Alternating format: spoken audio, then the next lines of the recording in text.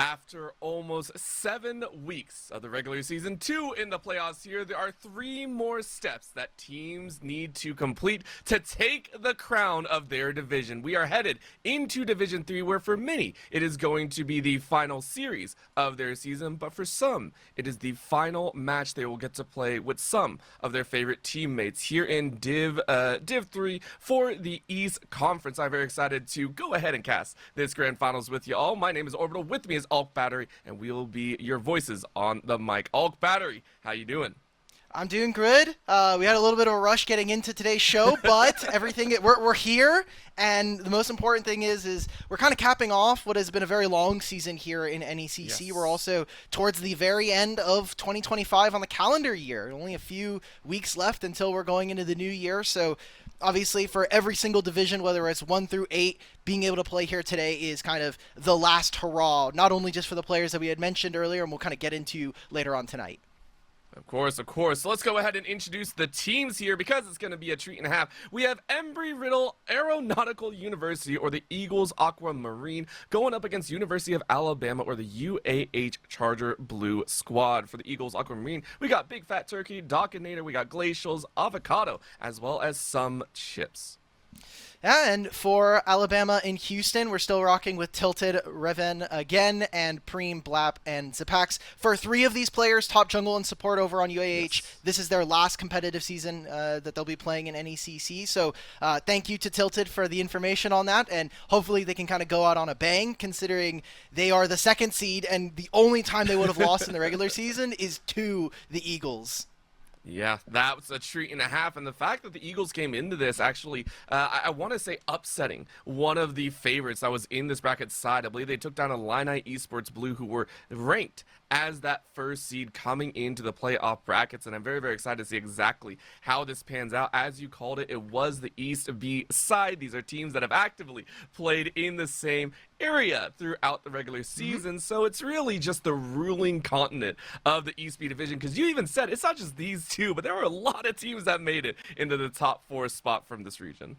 Oh, yeah. I mean, you look at East B Conference as a whole. Obviously, we have our 2 here in the finals represented, but UF Club Orange is also currently playing their 3rd place match up against Illini Esports. So kind of just showing that out of the top 4 that made it, 3 of them are here in the top 3. So I think that's at least very impressive for what they've shown, and especially for Illini, who historically, we go back a couple of years, they were starting to make a name for themselves in League of Legends. Obviously, have not really found the same level of success, but continuing to have their esports program and even performing here in NECC Division 3, still a pretty good feat all by itself.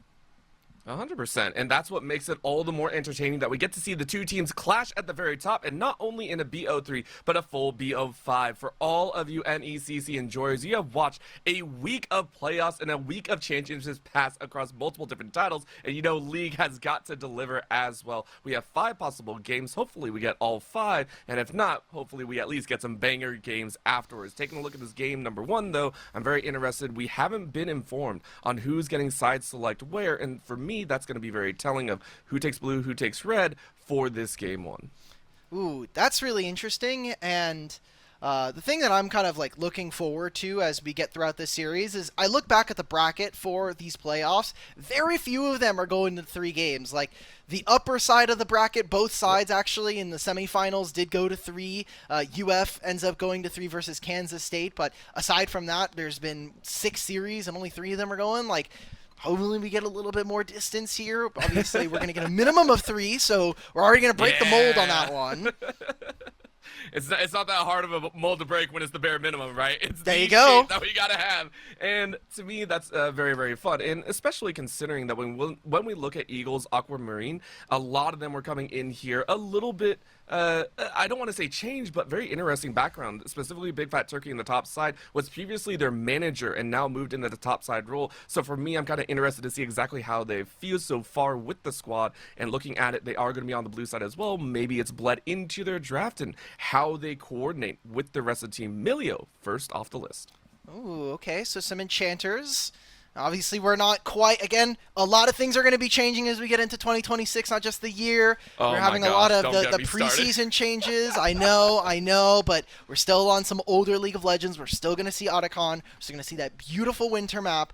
And Yep. kind of similar to what you were talking about as we're waiting for a lot of these picks to start to come on through, is talking to the manager of Aquamarine. It was kind of a feeling of we've only lost our 6-1 record. That one is because of UAH Chargers. So they want to be able to kind of sweep them off and see like, hey, we had to. Their excuse, at least for now, was that they had to swap out their mid laner that week. Now at a full strength, let's see whether or not the regular roster can kind of keep that top level of performance. And already we are seeing a little bit of a target focus as well in this game number 1. You can already see where a lot of these players, especially for the Chargers, are specifically looking into that jungle side. Dogginator has been stepping up for the team of Aquamarine, being that shot caller for the squad, and especially from the jungle, being able to carry from a comfortable champion. Banning out 2 of possible many more. As we look on the far side, it is going to be double ADC ban at the very end, but priority in the carry roles. Thinking about what could kind of come on through, we've seen Talia be a really big pick just in general as a blind, especially in these best of 5 fearless games. You are really going to be tested on either what unique champions and some of the really strong blind picks that are going to kind of give you a lot of edge when it comes to either getting a counter matchup somewhere else or setting up another lane here. So already we're getting, from the Eagles at least, an Amumu blind, which I think is interesting, and depending on how the Chargers end up responding, if they go for more of the melees, as we see Diana hovered, could end up actually giving them a little bit more comfort and the ability to engage. Well, it's also a stark difference, in my opinion, from the likes of a Lilia and a Xin Zhao. These two champions have a lot of flexibility, whereas you look at a Mumu, it's very one-directional. You're tossing yourself in, you ult, that's about it. Now's the range difference, though. The Misfortune being picked up as that ADC, grabbing it early after seeing the Tristana and the Jinx, which garners a response coming out of Aquamarine, locking in that Lucian, which does ply a possible support enchanter to come on out here. That Nami, that Lulu could be on the table. I think it's rather interesting that as a Oh. response to maybe an Amumu being picked up, we're going to go ahead and take the Misfortune. I obviously am kind of postulating as to whether or not that is a response. Just you have an Amumu, you might as well take away just the free setup of having the Curse of the Sad Mummy plus bullet time combo. And Lucian Braum is good in the lane. I think it's going to be really interesting how the Chargers get out of this, because from what Eagles are showing, I think that their draft already shows a lot of ways of being able to stop what Chargers want to get done, which is kind of this wombo combo, relying on a carry in the jungle with this Diana. I like that adjustment, and then you have also the split pusher on the far end, meaning that if you do get this Yorick off and running, you are going to have a comfortable time trying to split push, which is why we are seeing that target focus of that top side bands. The set very specifically drawn over into Big Fat Turkey. In the flip, we're looking at that mid lane. The only role that feels so far, it hasn't been poked at just yet. It is going to be that Aurora just being like, hey, look, we can't allow you that type of carry, that type of escapability in your back pocket. Malphite following the set. Okay, so if we're going to get rid of Aurora, it says to me that they also agree that this is going to be a Diana jungle. Obviously, I've been working under the assumption that this is going to be in this role, but we've seen a lot of different mid laners, especially ones that are going to have like a melee tint to their gameplay, really like this champion. And against some of the mages, she is incredibly broken. Here is a Zac. Now, I wonder, and I would hate for the TOs of this tournament to have to get in the way of this, but there are a lot of bugs included in this newest patch of League of Legends, and one of them includes the fact that you can cast Zac's other abilities mid-air, and that is true of a lot of other champions as well. So you can do an elastic slingshot and use his Q and do all these other things. So I'm worried. We'll see if that ends up happening in the game. I guess we'll have to focus a little bit more on that and pray to God it doesn't come through. If it does, it does. You know, listen, we let them work it out on their own because we see Aquamarine undeterred. They still lock in their wombo combo, like you mentioned. Not specifically wombo. It is much more just team fight oriented with that Sion, with that Swain. Very much saying, hey, if you send the Diana, if you send that Zac, you are going to be in a little bit of trouble. Nice range on the back end for the Chargers, though, as they lock in the ultimate mana scaler. That Rise as R5. Wow, this is rather strange composition from the Chargers. I feel in Oh, both Zach parts. support. Oh, it's Zach support. Zach support into Braum is really based. I think it has a lot of value. It's a way to kind of get around the fact that Braum can be a champion that I think in lane can be very flexible in what he can do. But I don't know here, Orbo. I feel like they simultaneously don't do any damage, and they also don't have a ton of frontline, right? Like this feels very strange. I do feel they are banking a little bit on that York. The York, to me, and maybe I'm a little bit biased, I will always bring this in whenever I get the chance. York can be a monster split pusher at the end of the day. Now, you are facing off against the premier in split push, or at least premier in the tank role of that Scion right now.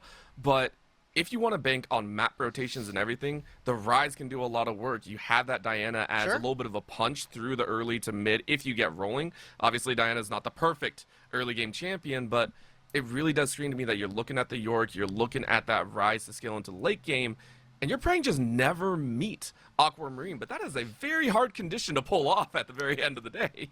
For sure, and another thing to kind of consider is that you're allowed to split push if you're winning. You very rarely get the opportunity of being able to like go on side lanes and take a turret when the rest of your team is contesting around a dragon, and suddenly now you're looking down the soul of a potential dragon soul, right? Like that is very dangerous, potentially even if you can't get any of the early grubs. I imagine it's going to be incredibly difficult for this team, and as we get into this game, things to consider. Yes, we talked about some of the ultimate scaling later into the game of a champion like Rise and this Yorick, but Scion on the opposite side is going to get insane amount of tank value. Like he's getting full HP stacks off of all of the ghouls that York puts down. So that just means who on this team's actually dealing damage to the front line. And now that you're looking down at a Amumu, a Swain's also going to be very tanky. And Misfortune just isn't a champion in my mind that can push that envelope. I actually 100% agree now that I look even deeper into it. And for me, it's, for the Chargers, I guess, we're looking at them saying, all right, this is your final season, your final match for a lot of your players. Hey, if you want to go out on comfort, go out on comfort. Just recognize that the comp might have some struggles working uphill. At the current moment, though, we did see a little bit of cheekiness on both sides of the map. Both Aquamarine as well as the Chargers actively looking for early fights. A deeper invade from the side of Aquamarine into the top side gets a deep ward.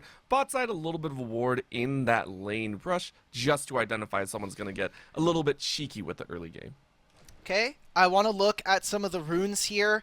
Both mid laners opting for Conqueror I think is interesting. We've seen a lot of phase rush, but I think recognizing from Preem that this is going to be a game that requires you to kind of plant your feet, get down multiple rotations. Fights are probably not going to end very shortly. Also, is a first strike Misfortune. This kind of rolls into that thing that we were talking about of for UAH, for the Chargers, they need to be winning and they need to be kind of snowballing their advantage to allow for the space of their side laners.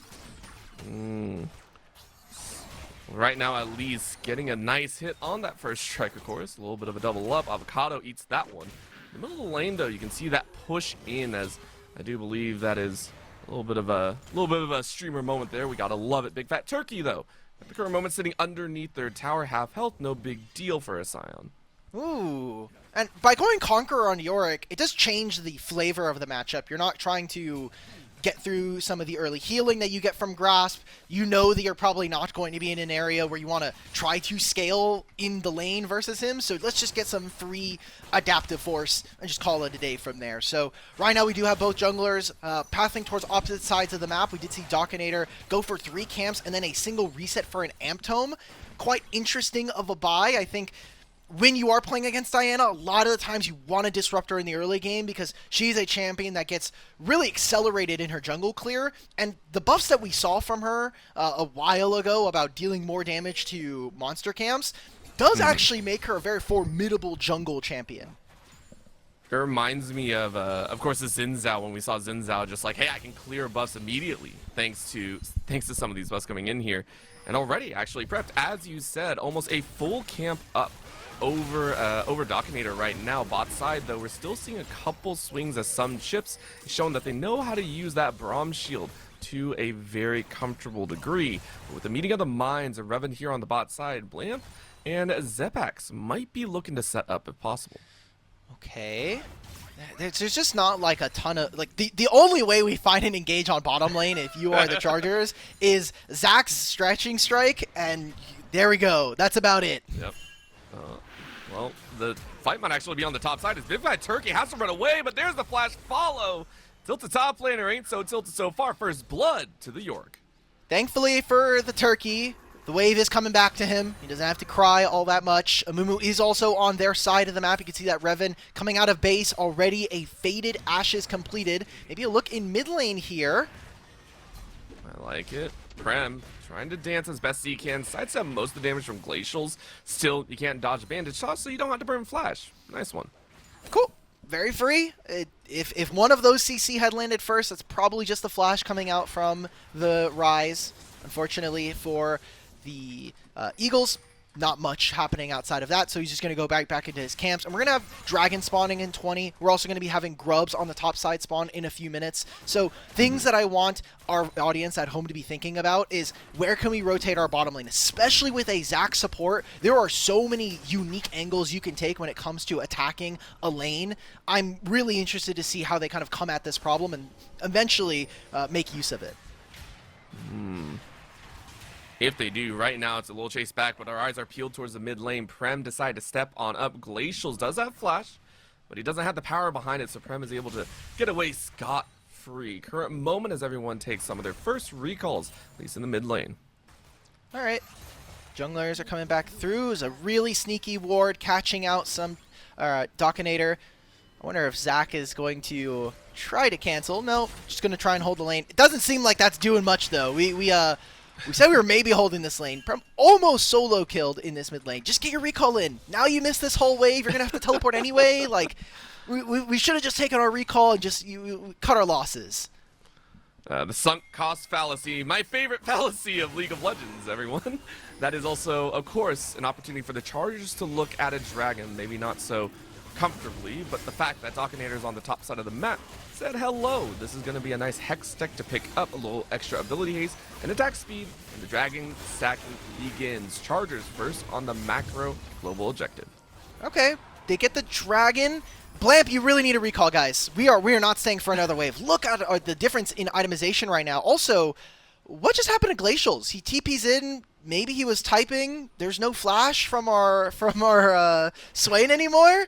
That seems like a mistake. Thankfully, he's playing Swain, so he'll have HP, but we need to get recalls in, guys. Like, my support's already gone back to base. Miss Fortune's going to get trapped here.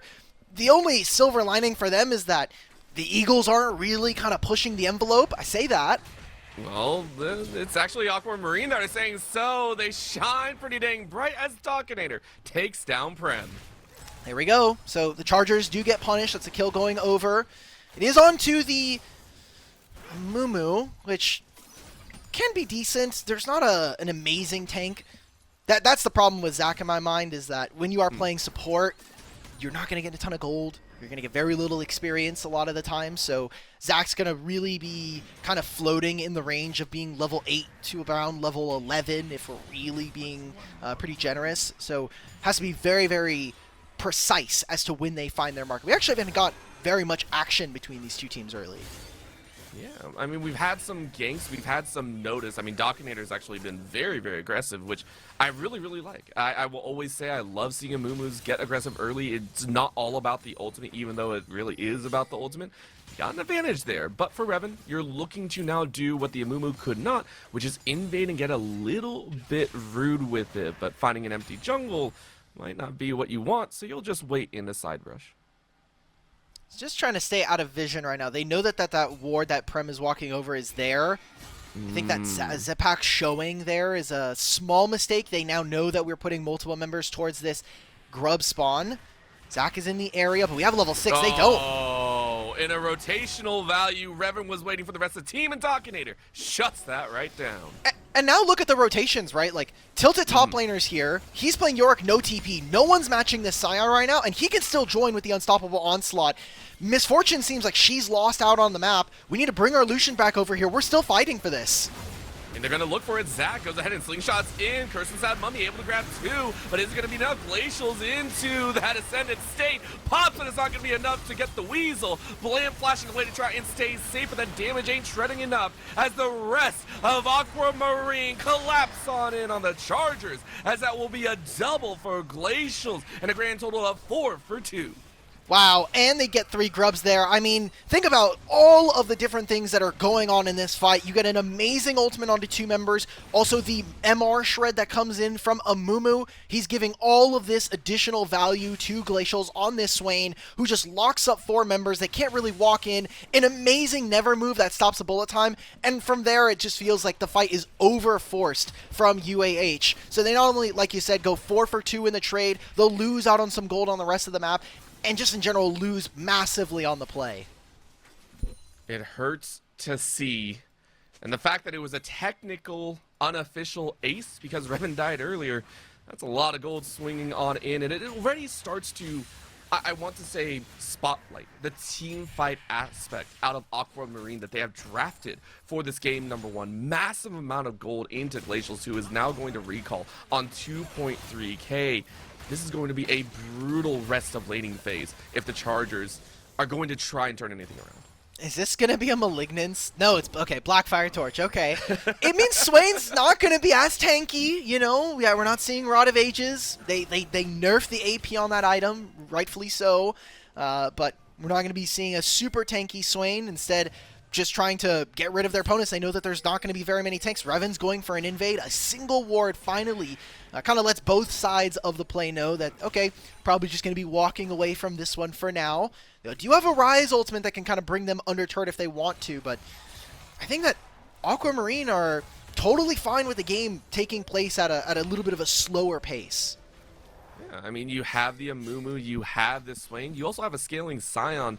You are more than comfortable, I think, playing into that late game. Main thing is you don't want to give too many advantages over to the Chargers here in the early game. And with that influence from Dockinator down to the bot side, considering the heavy warding, I think it would be nice to see Aquamarine say, hey, we know you're warding bot side, we know you're going to be looking at that dragon, let's see if we can stop you. It's up in 10 seconds. Look at... Oh my god, oh, cancels it twice. Rude. Oh, and he blocks the unstoppable onslaught as well. You just got 3 for 1 right there. You stopped the recall, you got the ult, and you got the flash. Tilted top laner, putting the tilt on the other side. Now it's going to be a 4-on-4 confirmed for this fight around the dragon. Rise has to get a TP back into this play. And this is a very late Rod of Ages if this is completed now. So he's going to teleport into the bottom side. Swain going to connect. This is a really weird spot for UAH as the Chargers. They want to be going in all as in a assigned front as one, but they don't have very much control. They're going to start this now. They have vision of where the Amumu is. Oh, Avocado's way too far up.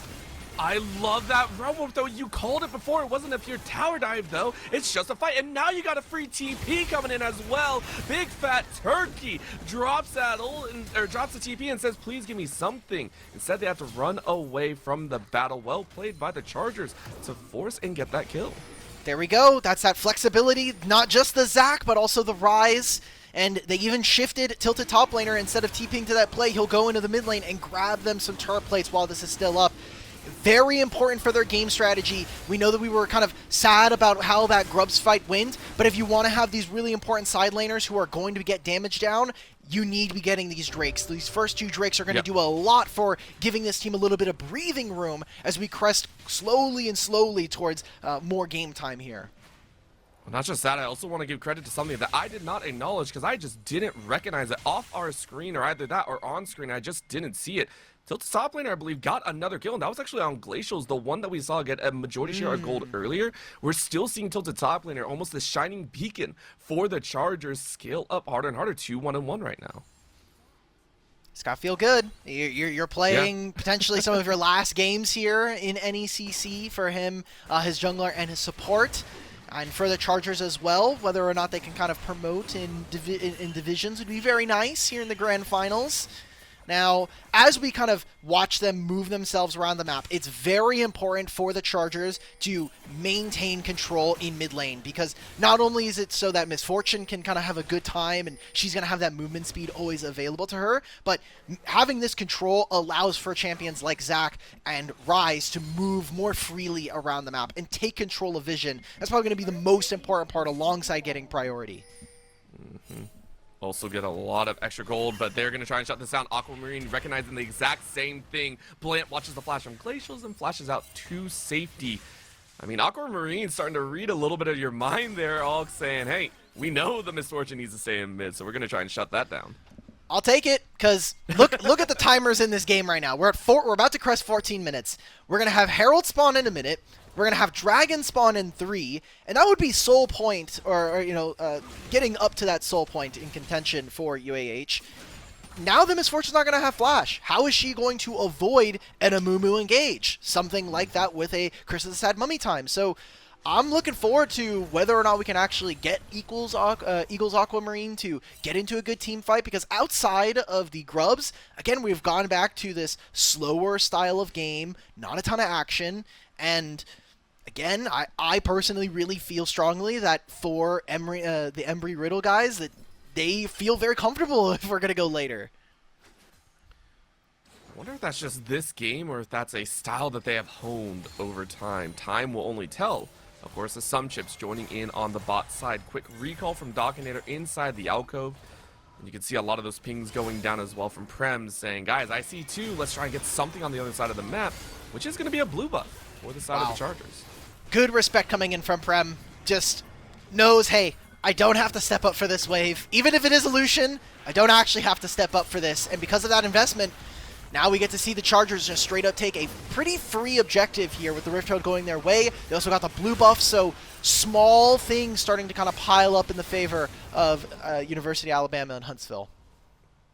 I mean, they are a squad that, as you said, are kind of standing in the way of Eagles Aquamarine, just sitting there going, guys, like, we're doing great. I don't know what you're talking about. Yeah, they might have gotten 1 feat, which sadly the feats are going away next season, so we'll see it for one of the last few times. In goes the Herald, though, as the feat of strength will knock down the feat of first tower. It is going to be UAH collecting that one for themselves. Second charge, not all that big of a deal, but definitely giving a lot more breathing room to this team. All tier 1s are up.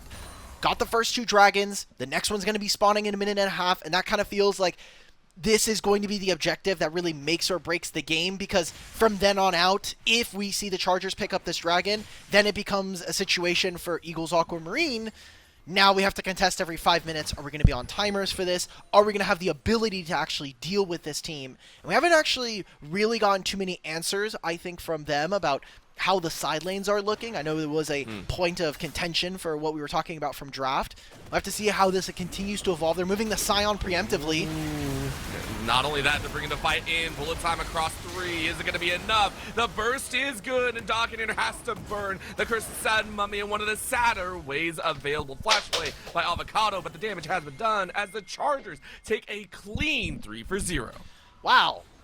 Incredible stuff coming in from the Zac. I mean, Zipax just makes it happen. We go right into 3 members. There's no ability to set up. Remember, we talked about whether or not that this Swain was going to be tanky enough with the build that he's opted for. And now they get the dragon if they want it. Seems like instead they'll just move into mid-wave. They'll go straight to the objective afterward. This is a huge win for them and finally puts them at a gold advantage in this game. Well, it might be a little bit more. However, for Eagles Aquamarine, they're looking to try and break the status quo. TP onto the bot side, but a quick jump over the wall as Z-Pack is here, saying, hey guys, I'm ready to play if we need to. But the rotation, as you said, from the Chargers, sealing the deal for this dragon. Eyes down all 5 here, as well as the maiden to play. This is really dangerous. UAH have no buttons to play with. Similarly said for their opponents, but I think their kits just in general, like, if you look at everything, sans the ultimate, probably be still very comfortable with you playing on the Eagles Aquamarine. So maybe a little bit of an overinvestment from myself. I thought, hey, that would have been a dragon. They don't end up actually getting a ton of control on the bottom side of the map. And while they do have vision, turns into Eagles still being able to pick up the dragon here. Yeah, I think it's a good stop. Now, of course, it could have been Chargers saying, look, we might have had a 70% chance of taking that dragon, but we want the 80. We want to make sure we get it controlled, and it's a mountain. It's not the most direct buff-inducing dragon out there. It will be a problem if it scales up. 4 on a single team is a pain, but it's an okay one to give over, so they do go ahead and take a look at the rest of the map. Back to the split push top side as we're 18.5 minutes in. Back to the rise on the bot side, but the Misfortune in tow with the Zac looking to roam in enemy territory. I think this needs to be the timer where Rise kind of drops this bottom lane turret. Maybe they look to move him into mid and allow for Zac and Misfortune to go for a top lane fight. Problem is you're going into Sion, right? You look at Sion right now, he's getting 800 HP from his Soul Furnace, and that's only going to get worse as this game goes on. Which is why you actually like that Yorick is getting a lot of it. The Maiden doing percent health, HP damage in conjunction with the Yorick says, hey, a lot of stacks don't matter. I'll chew through you like hot butter. Easy work, as Big Fat Turkey is like, dude, I already got to go back to base. Dominator in some chips off on the wings, but Revan is there to help out if need be. I think we have enough time. We can kind of address this now. Are you chewing through hot butter? I don't know if that's the metaphor I would want to use. If you want to, you can... You should explain yourself, because I'm not the one who said this. I absolutely will not. I'm taking that to my grave. I will chew my hot butter as I wish. Nice. That's like people who chew ice cream. Okay. Oh, that's easy. Okay, listen. Don't compare me to those types of people. I'm sorry. You said it, not me. I just want to put that out there. But you're not wrong. We do have not too many objectives, but again, I want to see them push the envelope on this one. If you are Eagles Aquamarine, you just lost the last kind of big team fight. You eventually still end up getting the objective, but if you are going to fall behind, if you are going to go for this kind of more damage-oriented Swain build, similarly, you're not done on your second item here for Avocado, I think you really are looking at maybe this Otacon or the Dragon in 2.5 to kind of spell and put your stamp on this game. Otherwise, you kind of see right now that UAH are having a perfectly okay time just catching side lanes and continuing to exert that pressure that they know that the Eagles can't match. I like that call. Of course, a meeting of the minds as this is Zepak and Revan jumping on in. In goes that Moonfall, grabbing 2, but Glacials are back. Brings it to a weird little fight as Revan is able to get 1. They turn on Glacials, who is completely alone. Right now, flash over the wall, but it's laid on the knockup. Avocado trying to jump on in as well, but the Chargers have done enough damage already. They pick apart the Wombo and leave the combo alone, as that's a Quadra for Revan again, and an ace for the Chargers squad. Massive fight, and a small mistake from Glacials completely blows the fight in favor of the Chargers there. They go for a flash, never move, and they just barely miss out onto Blamp. That crowd control would have been pivotal to them stopping the bullet time. Ends up not coming on through. Yorick gets a mid lane turret. They're going to potentially grab a top lane tier 1 as well. The Otacon is there, and a massive fight there going over in the favor of the Chargers. That is everything you could have wished for a squad that we said earlier. Their damage profile feels weak. How do they bounce away from that? You get gold into the one in the jungle. Revan looking at a 4-1-4 as we get a zoom in on the few caster minions that go down to Glacials. I mean, that was a huge injection of gold into a very scary carry at the end of the day. It's also just experience, right? Like you're going to get a lot of experience usually from the Otacon. There's been not too many fights, so 32 petals, not bad. 30 is the threshold where you actually start to get a little bit more from the Otacon buff. And now they're going to be kind of trailing this into a great dragon fight in 35 seconds. No flash on Glacials. You will not have that summoner spell available for your 80 carry, but time and time again, it seems like that is not an issue. Tilted top laner taking his 1v1, massive healing to come on out, and poor Glacials, you talked about the build. It's not tanky, it's damage, and the damage ain't there yet. Tilted top laner showing up, matching the score of Revan. However, Tilted's done it on his own. And he's level 15, right? Level 16 is going to hopefully be on the way soon. He's going to continue to push on this top side. This means this dragon is free going over to the Chargers. The Royal Blue and White continue to dominate here in this game. Now they're going to get so much gold. This feels like that last fight around the top side basically broke the game, and that might be the last time we kind of see any real headway being made by Eagles Aquamarine here in game number 1 of the Grand Finals. course, for Eagles Marine, you said it earlier, they are somewhat comfortable playing into the late game, but maybe not after watching what could be Soul Point put against them. What they're seeing as a lot of the game handed over in the other direction. I mean, yeah, you'll scale with items, but you don't have the bus. It's a whole different problem. As for Glacial's like, dude, I at least want my life. Zepak landing on a melee minion instead. The stretchy arm's not going to hit exactly what you want, but it was an attempt at the end of the day. And look, now he's already back in mid lane. Like, they've got 3 people. We need to see Aquamarine walk as 5. All of these fights, the top lane fight around the Grubs, the top lane fight just recently only really worked when there was more members of Aquamarine together. If they're going to be separated, that gets rid of the combo that is available to them. That gets rid of Dockinator and Glacials really being able to work together as this MR, like this magic resist shredding duo. And you kind of cut the legs beneath you before you're even able to really run here. 6,000 gold deficit in favor of the Chargers. And they're going to continue to scale up in this game. I mean, now we have a 2-item rise. We've talked about Tilted Top Laner here in this game. And if you can't really team fight, we know we're losing side lanes. And that is just kind of like now we're losing on both fronts here.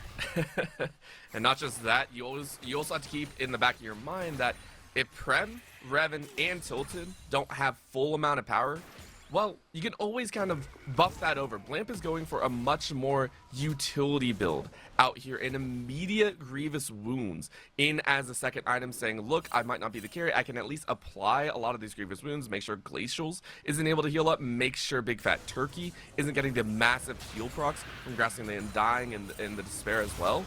These are huge item buys. Tilted Top Laner, though, might be having a little bit of fun with the meatball in that bot side, and taking a few bites, it's a little bit too tough to chew. Man, they're in such a tough spot now. For UAH, this is such a massive win for them here in this game one. I mean, we talked about some unique champions. I think the fact that Glacial's pulled out a Swain is really interesting, but you know, those niche picks, if you can't really find a win, don't give you as much value. This is dangerous, Dockinator. I think it's very, very tough to walk into this part of the fight. Well, what's more dangerous? Is it the jungle or is it the mid lane? Tilted Top Laner saying it's the mid lane. Draws a TP coming out of this poor Big Fat Turkey flash in from Glacials, though, with the team behind saying, dude, I can fight this, or maybe I can't. The Wailing Walls deny most advances in Tilted Top Laner. Able to force that fight and allow a second in the mid. What a bullet time catching on the edge, thanks to that grab from Revan.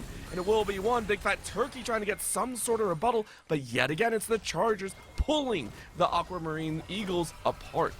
Tilted Top Laner, man, he is just generating so much pressure. That fight alone, being able to pull the flash out from Glacials, his ultimate as well, they can't even fight more in that exchange, and it now turns into a Baron here for the Chargers. Charger Blue continues to steamroll their opponents and show why, despite coming second in East B Conference, they were the ones that ended up giving the Eagles their only loss in the regular season.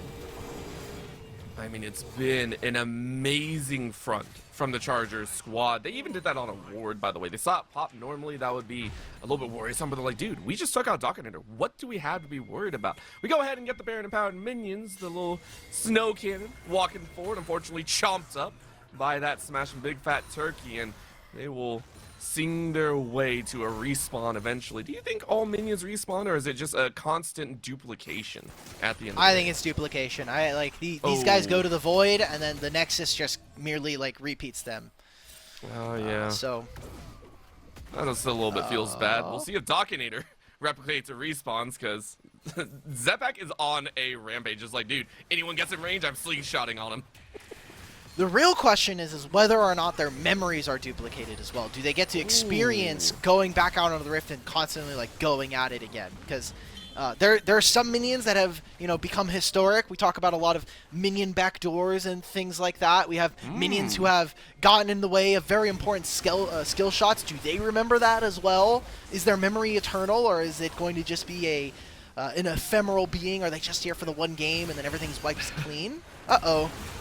That sounds like a Mickey 17 situation, but this looks like the wombo combo that Eagles Aquamarine were hoping for. And it's a two-piece combo at that, right and left brings it to a head as 4 are gone, and the Chargers look to do even more in the enemy base. 30 seconds left. They have a top wave that they can play for, and they still have Baron. Misfortune is going to escort this mid lane wave.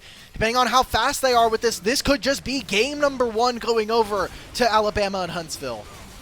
After a slow start, the utility and the comfort of the champion selected shine ever so bright. It's an ace to finish it off as the Chargers take step 1 of 3 here in the grand finals of Div 3. Hey, we said that maybe for Alabama that this was going to be a draft that didn't have as much damage, but we look at it from Eagles Aquamarine. I think some of the issues that we saw in that game, one, coordination-wise, I think this team looked a little bit off in this first game. We had a lot of situations or 2 individual moments here where I think Dockinator got caught out with some chips, and then that kind of led into a snowball around an objective. And again, we didn't get too much of kind of what this Swain was supposed to be. It's great in the laning phase versus Rise, but if we are not able to kind of get that good team fight that we want to see, then nothing kind of, the lane doesn't matter, right? Like, win lane, lose game is very, very frequent. It's a rough point to make, and especially for a composition that we talked about needed to group up. You mentioned it towards that mid-game. We never got to see Eagles Aquamarine really group up as 5. We never really got to see them hold it together. So looking into game number 2, I do want to posit to you, Eagles Aquamarine. I'm going to get that name wrong so many times. I feel so bad. What do we need to see them do? Is it the champion specifically, or is it just what happened on the Rift? So when we are playing in Division 3, and I think especially for collegiate, you do always have to work within the confines of what your players are able to give you. These are players that are still students at the end of the day, so how much they're able to practice is at a limited capacity.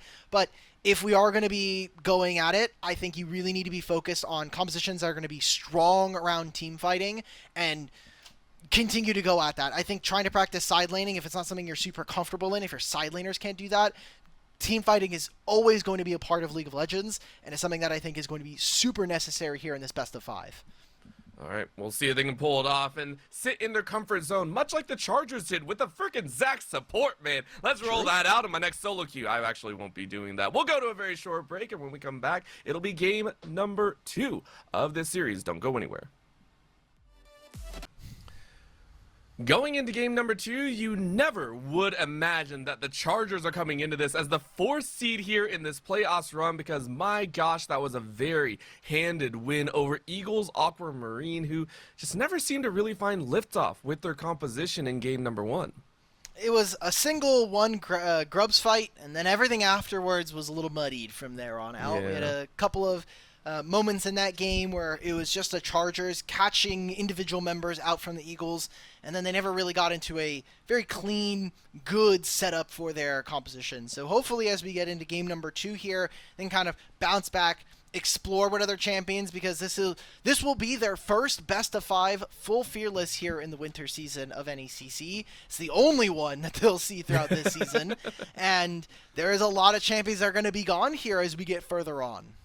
Yeah, 10 so far here. For one side, it's a little bit of the unique factors. I haven't seen a Diana jungle in quite some time. However, with some of the new items and the new season coming up, probably going to see a whole lot more. The Zac support will also be gone. And to me, that was another question in my mind. Zepek had an interesting first champion. If this continues, it means, like, much to what you're talking about, these collegiate players learn how to adapt to play in a situation like this. Right now, though, the bans are pretty much the same so far. Same bans by the same teams.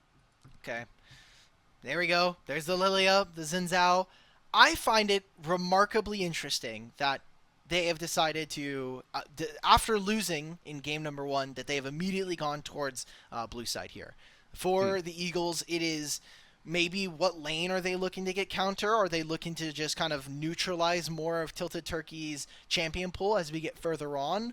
Or is this going to be something where they're going to maybe use the flexibility or the self-ascribed flexibility of a player like Glacials to get something going in the solo lane? Yeah, I mean, Big Fat Turkey definitely was on a little bit of the weaker side of that moment. So far, though, still the same on either end. Tristana down the absolute letter, by the way. Nothing changed. And, of course, many people had some thoughts about Fearless, but there is going to be that shift. Instead of the Jinx, it is a Sylas band out, which does bring to mind that Eagles Aquamarine might be looking for some high-powered ultimate champions to rock out here. Okay, again, Tristana. This time it is a Sylas instead. So Yep. what else are we looking for? They let go the Jinx. That ends up going over to the Chargers. So you already have set up a very kind of telltale kind of draft in my mind. You know that you're going to want high explosive damage. I like the Jarvan as a response. Are we going to go more into that field? I mean, for me, yes. Anytime I see a Sylas band, I always think Alistar. That is the first champion that always springs to my mind of, I don't want to deal with the Sylas here. And it's also lending to it because it's not just the Alistar, it's a pure wombo combo. This is even a larger extent that Eagles Aquamarine had in game number 1, still playing with that tried and true combo. And so the Chargers do the exact same. They say, hey, look, if you're going to go for the wombo and combo, we'll try and grab a piece of that back as well. A Malphite that was banned out in game number 1, now brought in the first round of picks for the Chargers. We are blinding Malphite. Do you know how much, like, either ego or trust in your team you have to say, yeah, we're blinding Malphite. And now for a Janna as well. A lot of good ways to stop a Jarvan. A lot of ways that I think this could also go very wrong if we get the right champions coming on through. I love a Blitzcrank here. Does mean that Jarvan and Blitzcrank are going to be working at odds, but Orianna doesn't care. She's like, cool. Nope. This is good setup for me. This allows for me to play with, there are things that are going to be grabbing the attention of the opponents that isn't necessarily focusing on where my shockwaves are going to be landing. Yeah, how much is Season 3 is what I'm looking at Chargers, honestly. I saw the Jinx and the Malphite and the Janna locked in. I'm Champions just like, are old, man. Yeah, these are just old all the way through. However, it's a fairly new one as the Kled is targeted on the top side, which is a little bit surprising. So identification saying Malphite could try and rock out in that jungle. It might be a little bit of a unique pickup for Revan if you do want to run that. Still, though, high priority up to that top side still. So they are assuming that Malphite is either jungle mid, nowhere towards the top side, maybe trying to throw Eagles Aquamarine off. So last time we saw that it was a set, and then we got another top lane ban afterwards. There it is. It's an Ornn this time. Okay. So they kind of know that they don't want to play against the... It kind of also hints to us that maybe Set is a champion in general that we should be afraid of for Eagles Aquamarine. Yep. Now, on the opposite side, what AD carries are they going to be looking for? It's going to be the Kai'Sa, so you're going to lose lane priority a lot of the times. Wow. I also think the damage isn't going to be all quite there. Janna is really dangerous, especially with the shields that she's able to provide. So this is a full dive composition coming in from Eagles Aquamarine, and again, it relies on them being able to have strong team fighting. So let's see how they can kind of pivot through this game, and we still have yet to see what the top lane is going to be. Are we doing like some Malphite jungle shenanigans? I think so.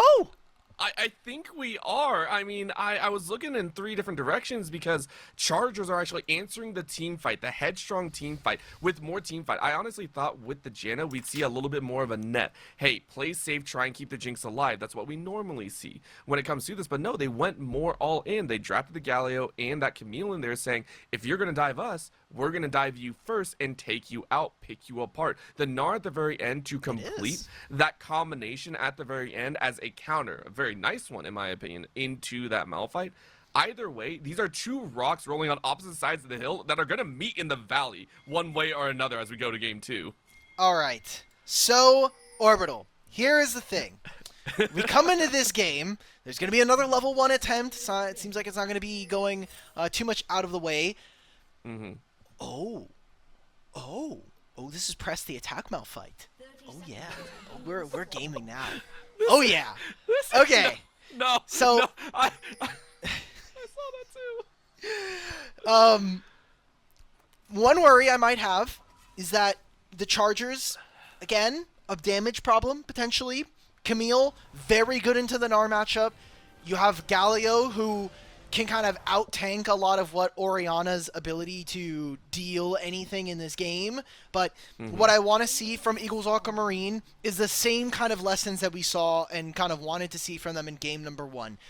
I need to see them at objectives first. You really want Oriana to get herself entrenched and set up.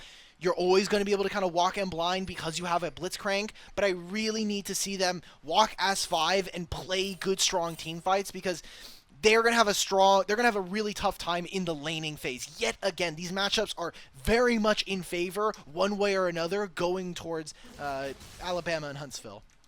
Yeah, I mean, not only that, the fact that you called out team fights and having to play as a squad, I think doubles up in that regard, mainly because you see so many big ticket ultimates that either have to be checked or unchecked if you want to fight. My eyes are looking at that Monsoon for Avocado. If that Monsoon goes down, great, maybe I could try and dive on in with the Killer Instinct. You're watching for that unstoppable force. You're looking on the opposite side for the Gnar. You're looking for that Shockwave. There are so many big ticket items that you have to keep eyes on come this mid to late game that if they aren't keeping track, it's going to be very dangerous. Blamp, though, gets tugged right in the middle of a wave and goes, dude, not cool. I'm going to give you back some rockets and a lot of damage as Avocado just above 100 HP. This matchup is, like, insanely difficult. Kaisa, one of the weaknesses of this champion is that she can never clear a minion wave against a ton of 80 carries.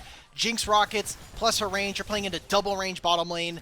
This is incredibly tough for this bottom lane to match. We'll see also, I really think that this game, and we've seen already in game number 1, the solo lanes have a huge impact. This could be a series that is very much defined by those matchups, and Turkey's got to be careful. Oh my gosh, tilted, forcing an early flash, and doesn't get the actual flash catch with the hook shot, but my god, that was enough. Sidestepped everything from Big Fat Turkey. Yeah, that's dangerous. If we really could, I want to see what the top lane wave matchup looks like right now. He's going to TP immediately back into the minion wave here. If the wave is pushing into him, that's great. If the wave is pushing away from him, that's where it gets a little bit worrisome in my mind, because Big Fat Turkey's going to have to push this lane. Yeah, it looks like that minion wave is stacking, so as long as Camille can get the reset and teleport back in, this is a very dangerous spot here, because he also doesn't know where the enemy jungle is right now. Oh, well, the enemy jungle's actually looking in a different direction as Prem looks for the first blood, tries to flash, but Glacial is able to stay alive. Rez coming in, though, Shard to try and slow them down. Shield out from Glacials means it's actually first blood over to Dockinator. Exchanges a minuscule HP. As it looks like Eagles Aquamarine will stay red buff at the little last bit. A shield on shield on shield. Make sure there are no kill responses from UAH. Sub 10 HP there. Our observer showing the HP bar there for Jarvan at the very last moment. Turns into a single scuttle going over to the Malphite. Very good. Malphite did get some buffs to try to get him to jungle a little bit more, and definitely helpful there. Blamp does need to be careful, trying to dodge out on a single hook from Chips. But not getting that kill into Oriana sucks for now, but I think in general still not bad. You got a lot of good summoner spells out. The flash in particular no longer there for Glacials, and that just means that in a minute's time, in a minute and a half, when Revan is closer to level 6, you can start to really put some pressure on this lane. That's terrifying to think about. Also, what is the build for an on-hit Malphite? It's not really on-hit. This is just for him to be able to duel early on. It's fake. All right, you know what? That's fair. That's fair. Tilted top laner also says, hey, top lane is not a true 1v1. That's fake as well, as Dockinator is getting much more involved in this game, visiting the top side and getting a second kill. Feels good. So we're making good headway. This is going to be a pretty massive wave missed out by Tilted top laner.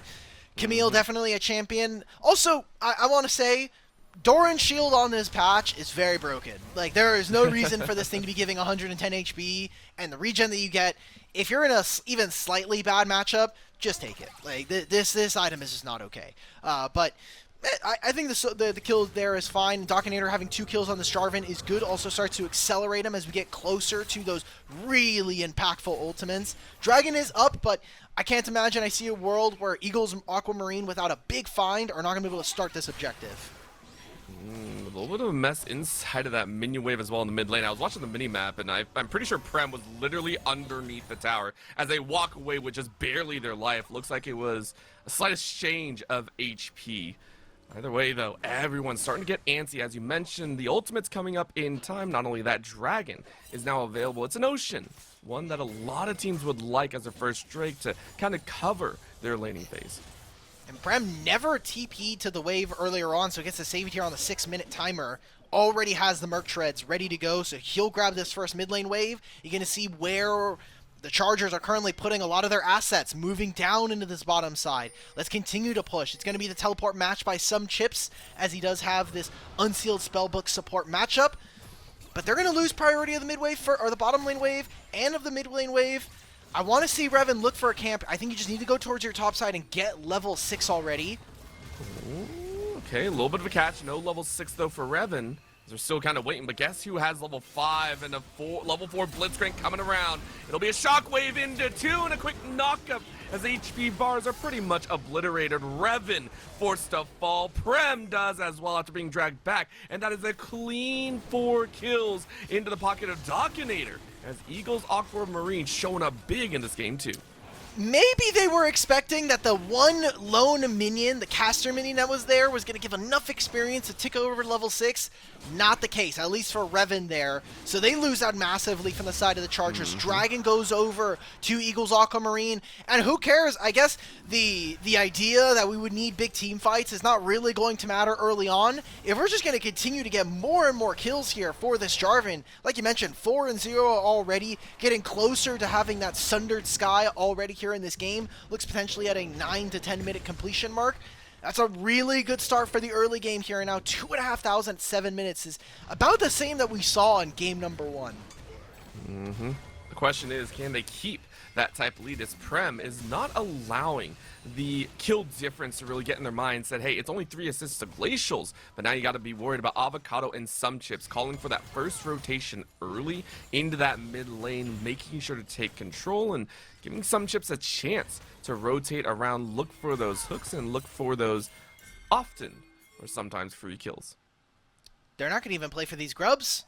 It's interesting because UAH are not really a team that can play on side lanes. Camille's really the only champion that can do that. It would be a lot stronger if Eagles Aquamarine could grab that for themselves.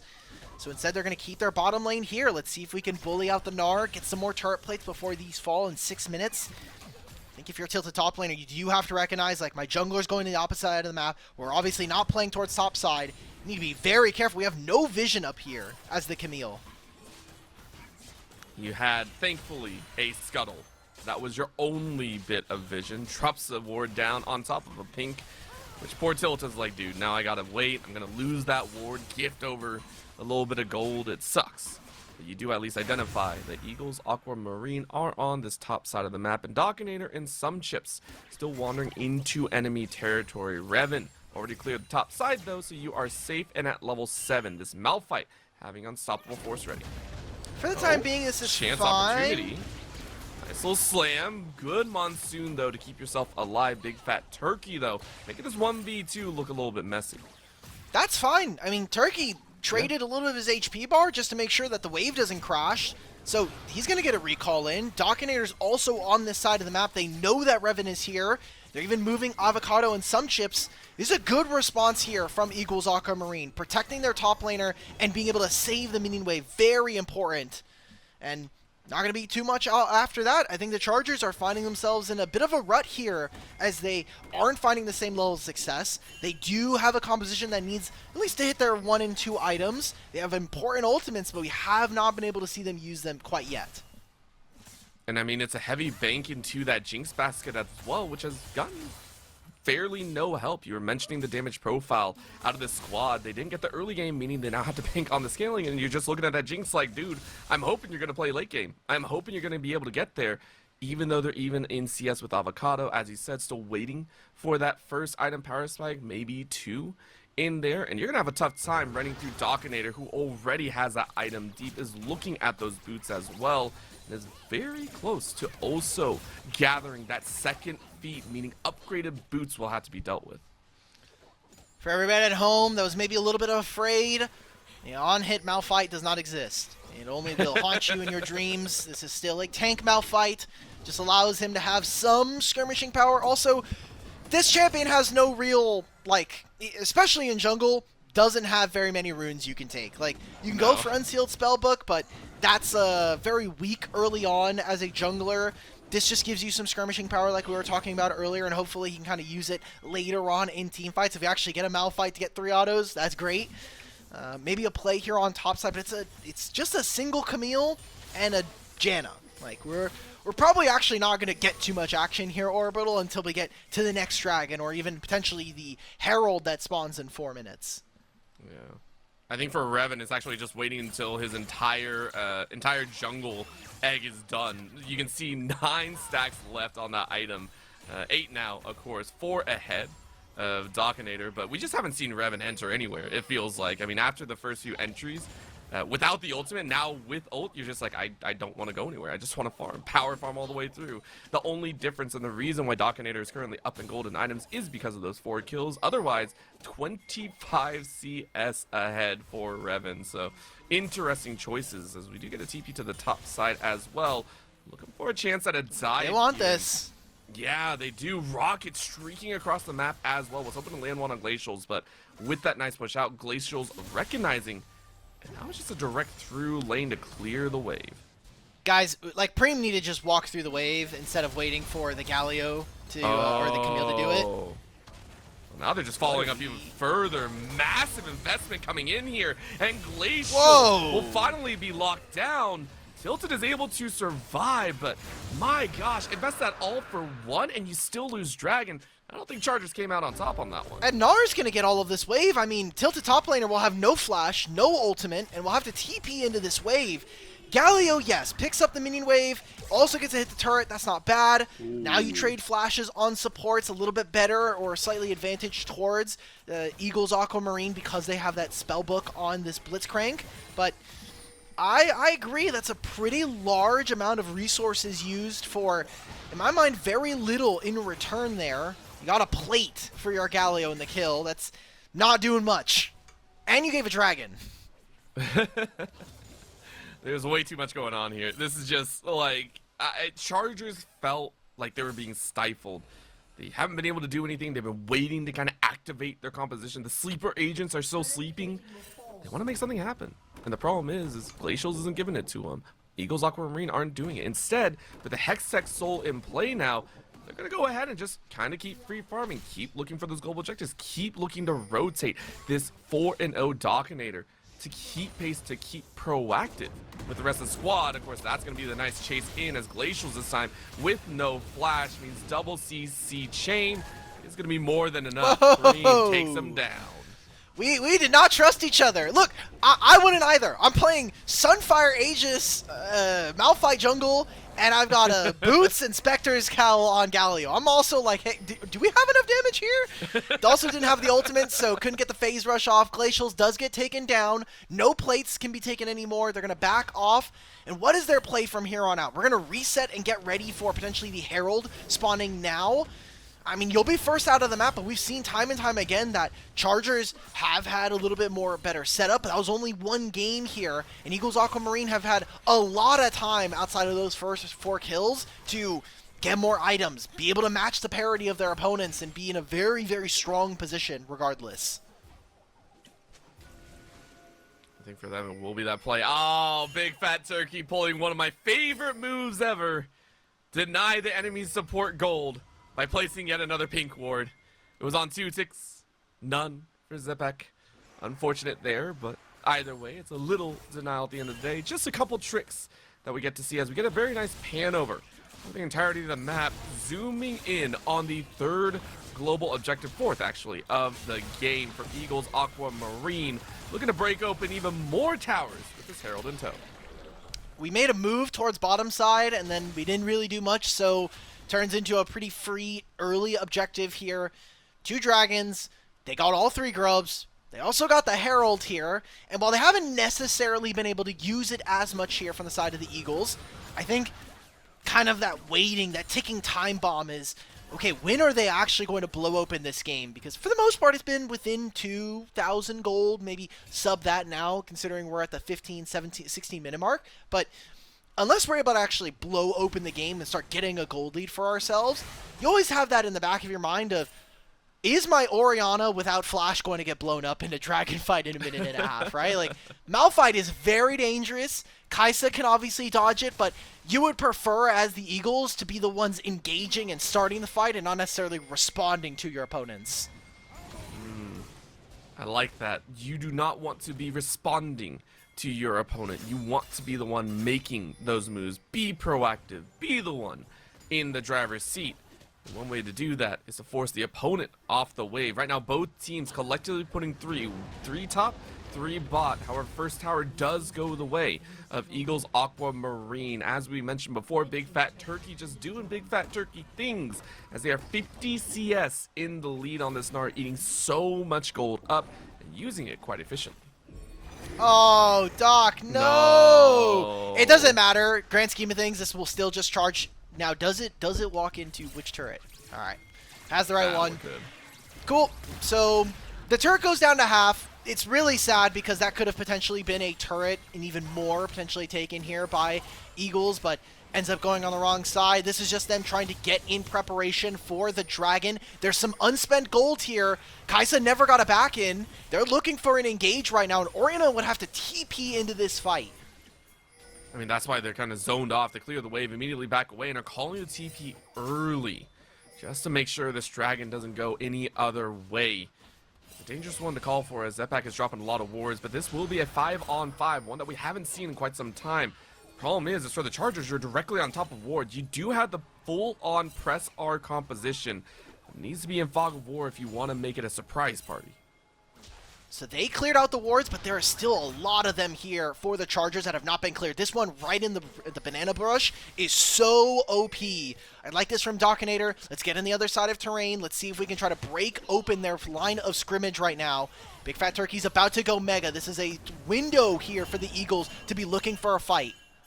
Yeah, that's actually something that I was recognizing as Chargers were actually trying to play around Big Fat Turkey. They're like, dude, he's on no bar. He's about, a quarter. They let him time all the way up, and now they're letting him wind down. Both teams playing around, as I said, these big go buttons, and it could look very, very dangerous. Good zap on the back of Big Fat Turkey. Dragon started up for half a moment, but it looks like Eagles Aquamarine not willing to fully force at this current moment. Oh, and the waves are pushing in favor of the Chargers. This is a really dangerous spot. Turkey still needs to get a lot of mega here if he wants to be in a good spot for this fight. Tilted and Revan are in the pit. Shockwave. And it lands on one on the back side, but it pulls the trigger on the other side as the Chargers bring their Wombo behind. It's a 2-fight front. And it is going to lean to the Chargers' way as their backline is decimated. But it looks like they're going to try and Big Fat Turkey. I lied! I did not respect Big Fat Turkey, who is able to take them all with the Mega Gnar. Slams them on the back end, allows Avocado to join back in. One more case in the back of the mind. A boomerang to finish, as it is all Eagles Aquamarine to take that dragon in dragon fight. Those are some of those damage concerns that we had for the Chargers coming in from draft. Outside of your Jinx, who is really going to be that big winning, that big ticket for you to get those resets? And it just never comes live. I mean, Tilted top laner, they're down 40 and the matchup was not good for them. I said that in the lane it should be good for Camille, but they got stunted very early on, and now they went forward, but guess what? Jinx was stuck right in the backline with Dockinator slamming a Cataclysm on top of their head, so Blam never got to play the fight. 2 kills going over to Avocado. Dockinator continues to run this game on the Jarvan, and while there were some questions, there was a bit of slowness in the mid game here, the Eagles have definitely come to play here in this best of 5. Game number 2 now, 20 minutes in, they've gotten almost every single objective in this game. About to get a whole lot more as Prem forced to flash away, but the chase is so dang good. Big Fat Turkey doesn't want to force it. However, what is being forced is topside once again. Glacials getting a chunk taken out here as that's a TP around the side. Revan recognizing that, hey, I can't be here because there is a TP coming on the other side. Revan bounces over with the rest of the squad, but look at this 5-man collapse coming in here. I don't know if anyone else is able to play. It is going to be the Hectic Ultimatum, though, as they shut down Avocado in the blink of an eye. UAH are saying, dude, we're going to charge ahead in the big fast blue as they shut down Dockinator as well. How many more can they find? Zap goes out, misses, flash out by Glacial to stay safe. Some chips trying to run their fastest. Half HP is available, no flash for Preem. But guess what? Shockwave back, turns it around, but the damage isn't really there. Glacials, who was shut down earlier, drops like a sack of potatoes. And it will be the side of the Chargers to take Otacon.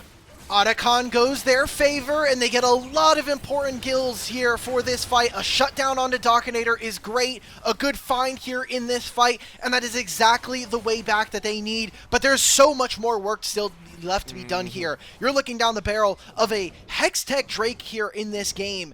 Every 5 minutes, and another 3, we're going to have to fight. A lot of the early work that the Chargers have put into taking down this Orianna is coming back to help them, but they still have a lot of ways to go here in this game number 2. They do, but they crested so many other mountains right now, because keep in mind, yes, Soul's on the line, but the towers are the same right now. 1 tower apiece. Gold is relatively close, only 200 gold difference. The farming difference has made up and given a helping hand to the Chargers to make this difference not as large as it might seem. Tilted top laner, though, really wants this tower, sacrificing a lot of HP for it as well. Preem there to be bodyguard in favor of Glacials and Dockinator. However, might be a chance of back as we take a look on the top side as well. Top tower fell, so it's a blow for blow on either side. Towers for towers. Still even there, 2 for 2 on both sides. The gold going on. Oh, we're engaging onto Camille. Uh-oh. Glacials is dead. Yeah, they pull it off again. Okay, this has become a little bit too much of a over coincidence. This is Chargers. Some would call that a pattern. Yeah, that is consistently, I would call it a play of the Chargers being like, dude, if we see someone, we're gonna pick them off. That's kind of what their comp wants to do. You have a Galio, you have this Camille. She trades a lot of her HP for the turret, is able to heal thanks to having not only the, it wasn't completed yet, but the Ravenous Hydra definitely helps there. Really good job of being able to clutch Glacials out. Still no flash, and now as UAH, yes, you are going to have first recall. They're going to be able to move out thanks to the Hextech portals as well. It's a lot easier for them to move around the map. I need to see Eagles Aquamarine set up a strong vision line that allows them to see where the carries are, give them perfect information as to where the tanks are going to be, because we're continuing to see that if we're going to take 5-on-5 head-first team fights, how and where we get our positioning and if we can cut the Jinx off basically makes or breaks the fight. And this is our soul. We have a little bit of house money to play with all the 3 Drakes, but if you start to give over dragons, and as you mentioned, the CS advantages that are starting to appear in some of these lanes, that definitely kind of calls into question the lead that we saw coming in from Alabama.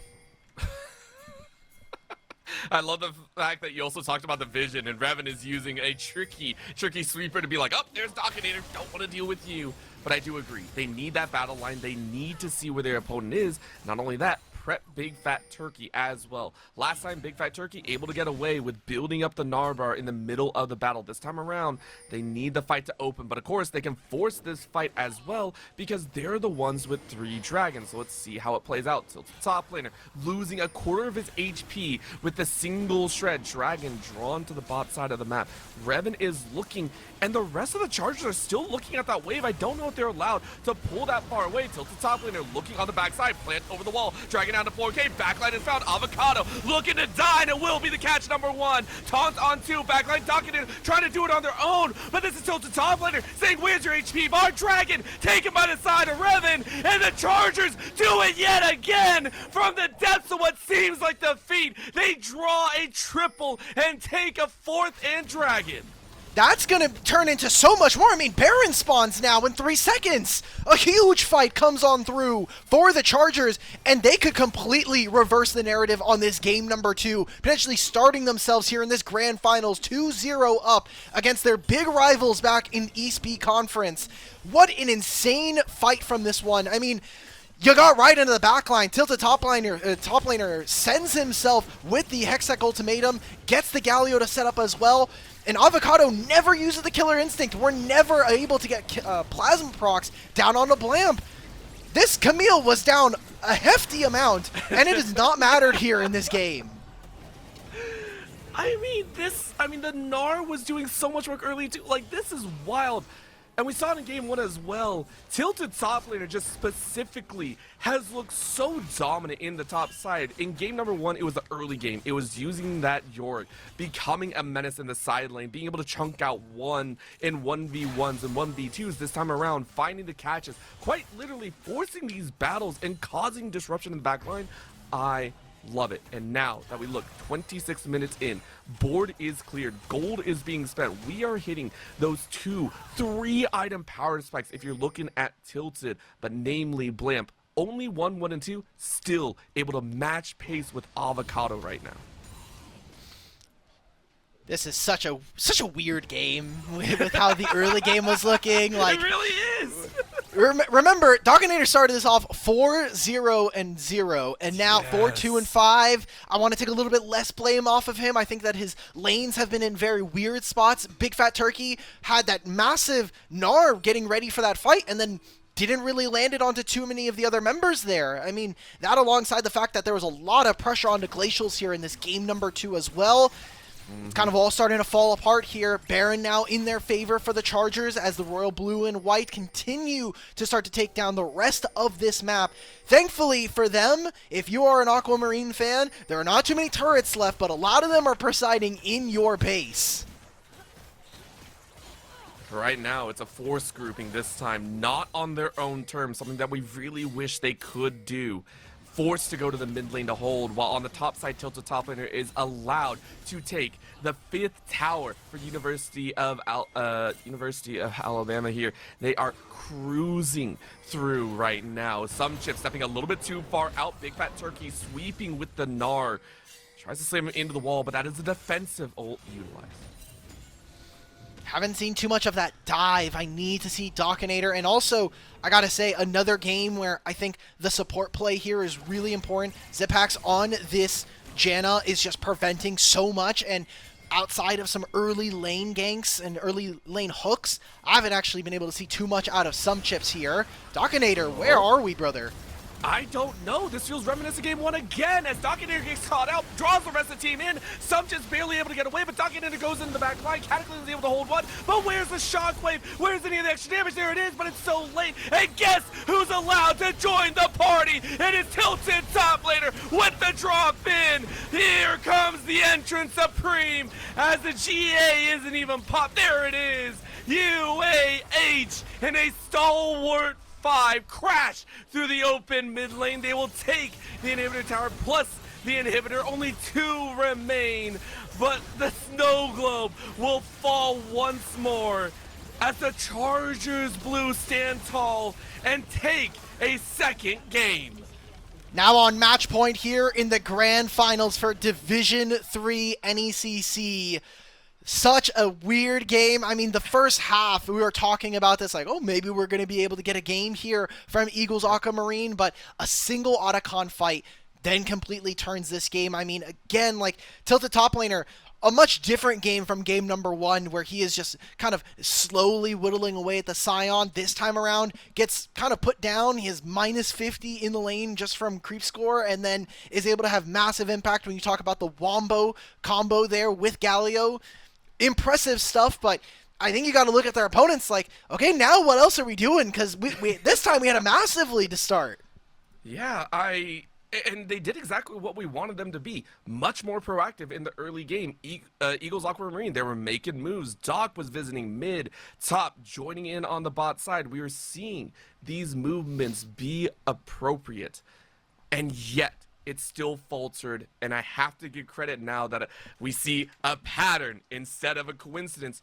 The Chargers know how to pull that trigger. If they see an opportunity, they will go for it. Alk, we're looking at game number 3 and what could be a sweep of a grand finals. What do we hope to see Eagles Aquamarine dig out here to stay alive in the series?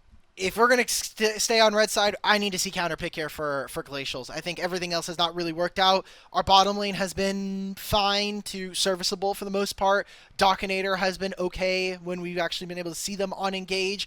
It's very clear that the top lane matchup is very important, but the solos are just kind of getting in a really weird spot. The Swain performance was very strange, and then also, again, I need to see something from Glacials because this is kind of the last bastion before we kind of get into a really weird spot in the series. Yeah, maybe they need to go ahead, take a moment, and fuel up as best as possible, because they might have a long series ahead. And of course, if you need a little bit of fuel, well, Wenzel's has got you covered. Wenzel's Farm legendary Wisconsin meat sticks have been around since 1977. Over 14 mouthwatering flavors and meat to meet your heart out. Please go ahead and check them out. Wenzel's Farm legendary Wisconsin meat sticks, of course, since 1977. With that being said, we'll go ahead and go to a short break. I'm going to go ahead and grab myself a meat stick. Opportunity from Wenzel's, and we will see you all back for Game 3. From start to finish, from early game to mid game, it doesn't matter where they stand. It always feels like the Chargers will find a way to take victory. They stand here 2-0 so far. Game number 2 did not look like theirs, but they turned it around in the late game. And now for Eagles Aquamarine, their backs are up against the wall. They have no more extra games. They got to pull out a win here and then for 2 more games.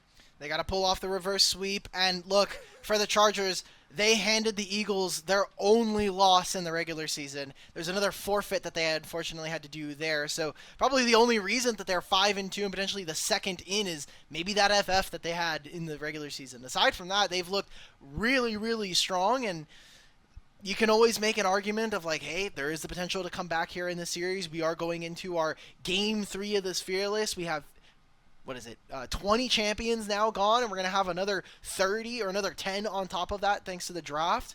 So what else is going to be missing? Because we've seen Melio consistently hit the table. Set is now made a graduation from a second phase ban to a first phase ban here, and we're keeping sides here.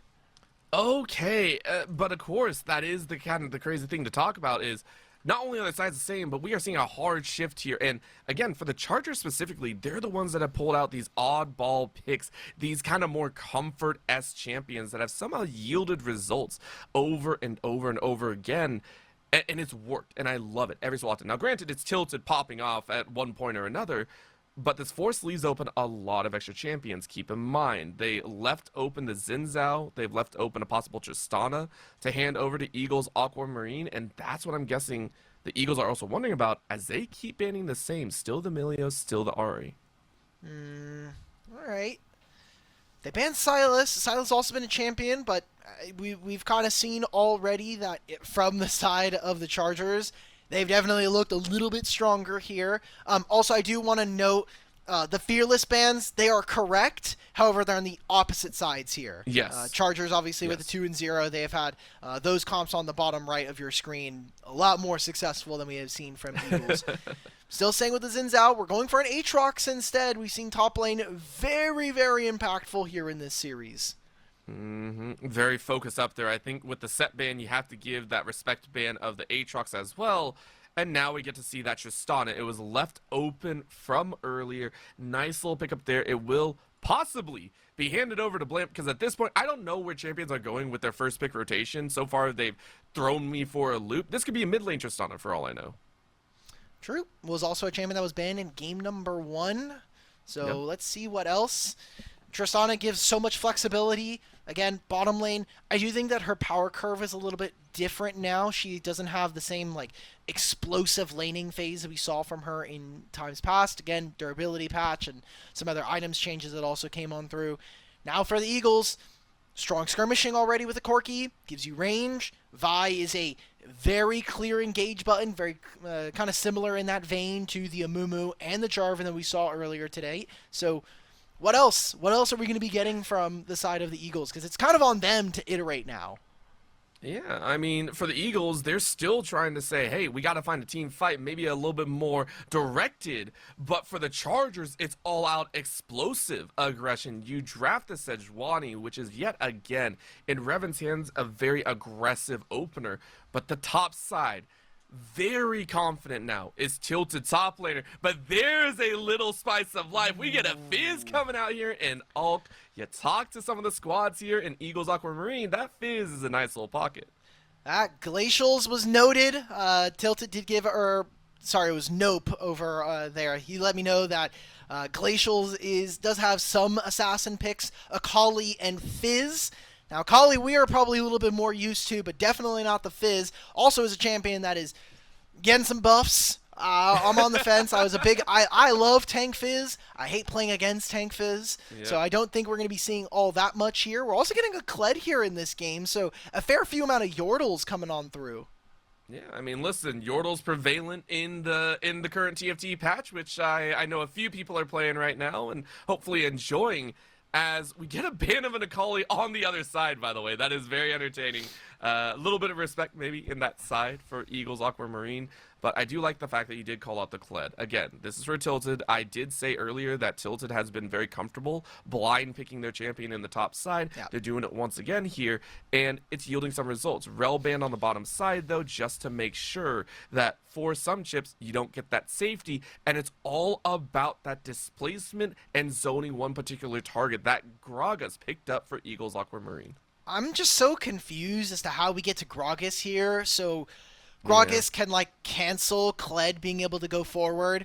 Also has a decent matchup into LeBlanc later on, but I feel that the way that they want to operate into a team composition is not as cohesive. You see over from the side of Chargers, it really is kind of like I don't want to say we're going to be bursting out a single member, but we're really going to be focusing on kind of weaving in and out of fights. Kled's mobility is super dangerous. LeBlanc, Tristana, these kinds of champions are very hard to lock down.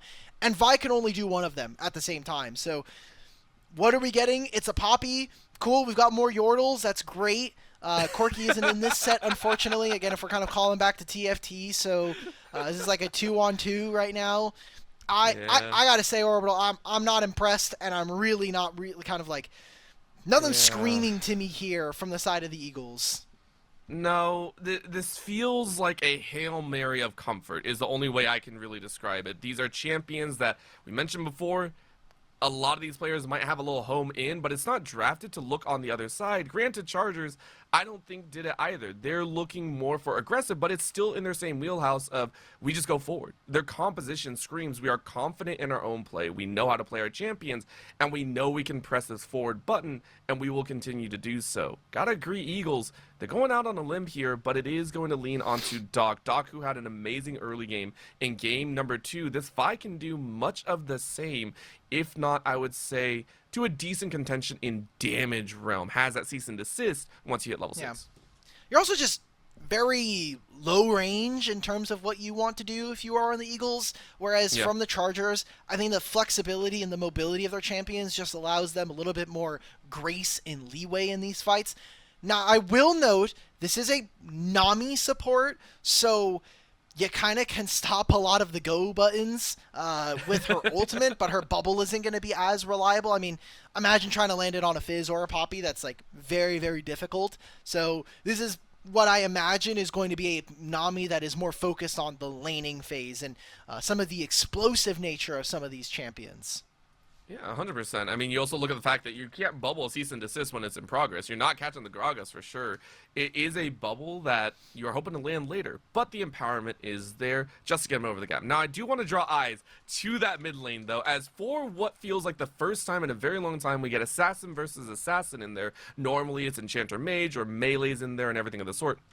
A LeBlanc and Fizz matchup has the potential to be some of the spiciest that we've seen so far, and I, in my opinion, have seen Preem and Glacials go at it like cats and dogs to actual double-digit HPs. We literally saw it in game number 2.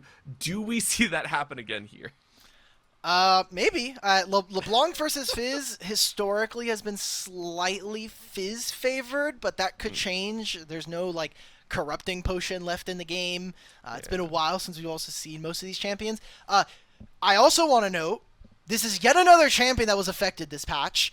LeBlanc, every champion's been affected.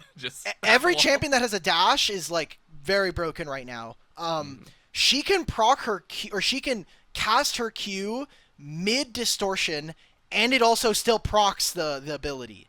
So if Preem is on top of their knowledge and has been, either practicing or at the very least going on Twitter, because I'm looking at the tweet that did show that that she can do all these different abilities. Also, by the way, she can also cast her chains at the same time during her W. Oh my god. This tweet came out yesterday and has like 200,000 views. So the likelihood that Preems has probably seen it is fairly, I'd say like I'd give it probably like a 50% chance of it happening.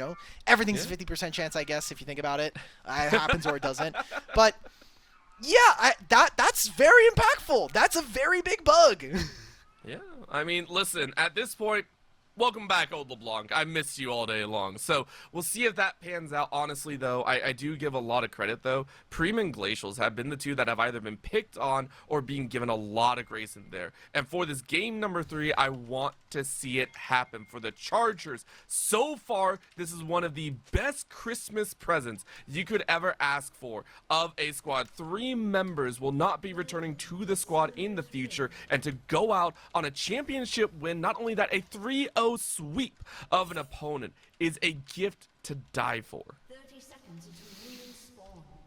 Yet another level 1. Guys, okay, this probably doesn't really matter because we're already in game 3. And I did also give them all, we did give them the stream links. But if you have anybody, even a manager watching, if we go to a game 4, you gotta get these VODs in front of them. You gotta show them, okay, look, these are the level 1s that they're doing in between games.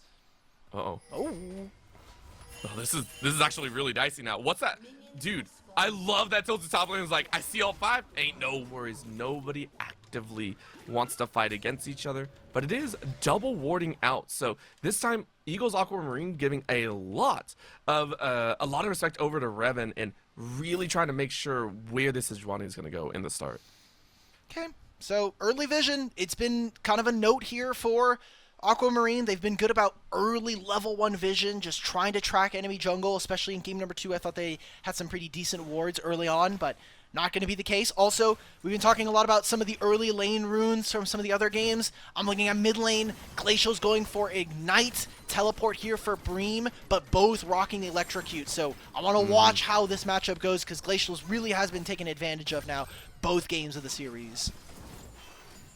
I mean, it's been an output of sorts. Tilted top laner, also rocking with the Grass and the Undying, which I always feel can be interesting, but of course with that bear trap, it's pretty easy proc at the end of the day.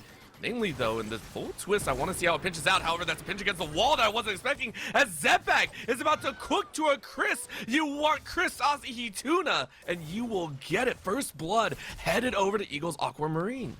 I don't know if we needed flash. It is a lethal tempo Tristana, but she has no abilities. Level 2 as well. The cooldowns are very, very long. Still, it's a pretty decent start to the game. That kill going over to Poppy is also decent. Is a champion that can very much utilize that gold. Dockinator is moving towards the bottom side of the map, and so is Revan. I wonder if there's going to be any kind of action here, just by way of how big that minion wave was when we last saw bottom lane. Well, oh my god, oh. Tilted top laner doing it once again. He's about At to this go. point, we He's about to have assume. bled. Yeah, well, right now, there's another belly bump here, and you're looking for it. You're going to get a good proc of the Demolish on the tower. It's taking a while to get cleared. There it is. But in that time, Big Fat Turkey was able to heal up, so Tilted top laner has to walk away. If Tilted top laner had remounted onto Skarl just a little bit sooner, that could have just been a kill, because he's going to dismount and lose turret aggro. Ooh, nice use of the chains. Even if he is in Playful Trickster, you can still land that root down. Gets the Electrocute proc as well. Preem does start to need to look for a recall timer, probably going to be after this wave. Looks like bottom lane control is going to be going over to the side of the Eagles. Well, Preem is recognizing that, hey, this is a little bit of step up that I'm not used to. Nice bump on the backside. It will be Eagles Aquamarine to yet again start things off strong with 2 kills total. All right, Preem, let's just, very easy fix. Let's look up what the wards are on the map. Our bottom lane was moving in from Tribrush, and our only ward that we have is in the enemy Raptor pit. Let's play on that side of the map, because we can have a general idea that they're going to be on that side, or that they are not on that side due to us having vision. So generally, you'd probably want to play on the side that you have vision of. So easy mistake. A really good find there from Dockinator and the rest of Aquamarine as they continue to find early advantages. It's just that mid game that starts to really kind of bite them. It's always been that position of, do we pull the trigger? That's where they do stumble. Of course, at the current moment, we are seeing that gold lead also branch out to almost 1,000 with 2 kills. Remember, that is just based off of those 2 kills plus a lot of farming. So well done on their end. Quick bubble out as Zepic is kind of hunting. We do have our first dragon on the board here in about 20 seconds that we might see some rotations for, some movements on either end. I wonder what team prioritizes the grubs here. It's not an objective that I think either really use particularly well. I would say that more often than not, Kled is probably going to be a better split pusher than Gragas, but we have seen time and time again that these games don't really come down to split push. Yes, game 1 was one where we highlighted the strength of the solo laners, but really was impacted by how good they were in team fights. Like the Yorick just walks into fights and tanked everything and was also able to trade at least 1 kill. This time around, tilted top laner, if this Kled is even remotely fed, it is so dangerous for the Eagles to deal with. And for right now, they got to deal with a little bit more than what they would like. A quick jump out as Revan joined in on the bot side. A quick little peek into that bot lane. Identification now shown as in the mid lane we see Preem stepping too far forward. Glacial showing their strength here on this Fizz. Tilted top laner is in range to look at a rebuttal. But the burn isn't going to be enough. Quick burn, is it going to be a dismount? Yes, it will be. Glacial's is safe, baby. Early game shenanigans leading to the Eagles yet again at a 4-0 advantage. There is that pocket pick, and this is what we wanted to see earlier on in the series. You had your Swain that you did fine in lane. Now you have this Fizz. You've now also, in a way, not intentionally, now impacted the top lane matchup. You've given some breathing room for Big Fat Turkey here in this matchup. So a really great play, and now this LeBlanc 0-2 to start. He's going to have to find some ways on side lanes to pick up some farm, some ways to kind of feel like they can more effectively contribute here in this game. Right now, for Revan, it's all about affecting inside of this bot side, but a nice steadfast presence doesn't drop as soon as Revan would have liked, so it's a buffer and a flash out. Some chips still very much safe. And Zepax doesn't even get the bubble down, so they never find that kill. Good job, and more of a preventative measure is coming on through. So the top laner is about to go into just Kled form. There is an ultimate here for Big Fat Turkey, so you always have to be a little bit worrisome. D-Ring as well can be a little bit more problematic. Everybody's grouping on the bottom side of the map. Dragon is available, but Revan doesn't even want to be in here. Just use the flash to get away. And remember, it's going to be a 4v4, well now a 4v3 as that's a recall coming in. And when the jungle rotated up to the top side, as much as we saw 4 positioned, they don't actually look for the dragon. Instead, it was just kind of a glare across the creek as everyone kind of filters out and away. So the dragon, for the first time this entire series, will stand long enough to see the grubs on the opposite side. There we go. Junglers do have a lot of jungle, like all of their camps right now are signaling that they're going to end in the bottom side of the map. Dockinator even foregoing the Krugs right now, just wants to be on this side, getting ready with his bottom lane. Glacial's also just hit a recall, so within the next minute, I expect that we're going to be seeing that for the Eagles, Aquamarine is going to be looking towards this bottom side to maybe open up and look for that early objective. Well, at this point, it might even be just a trade. Revan, after taking their top side, kind of said the same, but instead are actively looking for the grubs and pushing all 4 members up there, leaving Blamp completely alone. Dragon now started up by Dockinator. So it's a trade. You were talking about that grub positioning and the priority. It will be Chargers looking to try and utilize that to push down some towers a little bit later on in the game. As we get further in this one, for the Chargers, it is really important that Revan is strong enough to be in this game because he is basically their only frontline. Kled can be a pseudo frontliner thanks to the dismount mechanic and kind of the bruiser items that he does get access to. However, you have an Aftershock Sejuani. This is as good as it's going to get for a frontline for you, and you're looking down the barrel of a Poppy, of a Vi, even this Fizz I think can be such a game breaker if we can get it into a right spot here. That right spot being very, very fed. 1-0 and 2 already has that Dark Seal in hand, 3 stacks on. So that early on for the battle. Are you going to get more stacks? Are you going to get the full 10? Are you going to build into a Medjai's? That would be a treat and a half here in the grand finals. Of all things, especially on a signature champion like your Fizz, would be a treat. However, at the current moment, everyone kind of backing away as we take stock here. Because I want to point out, Avocado has taken that early kill in the bottom side. Only got an assist, but really pushed up to a 15 CS lead. Okay. Fizz try to make a move. Early ward, or at least the one in the dot brush, does stop that. Tristan is also significantly tougher to gank than a lot of other AD carries. Corki has similar mobility, but not the reset mechanics. Nami is probably going to be their pick here if they want something. Uh-oh. Well, if they do, they can look for a very nice Glacial. Make sure they can't get too far away. But a chase back in as some chips tries to run. But there's the leap that you were talking about. It's a quick pinch into that wall. But the Scarl charge is saying we want to dive even further. Tilted top laner saying we're going to make this work one way or another. The aggro juggling is perfect as Avocado will be stunned and deleted. It's a turn back though, as they spent way too long underneath the tower. And it's given time for Eagles Aquamarine to try and chase back. But Glacials isn't going to get bubbled. Is going to try and burn them away. They will, but not before trading their own life, as it's death, and more here in the bottom lane. I think you can kind of tell that Glacials is feeling a little bit pressured here in this game. Like, uses the ultimate and then dubstep ignites Revan at the very end. He already is going to die to the tower shot. We wasted a lot there in that play, and a good find there coming on through from the Chargers blue team.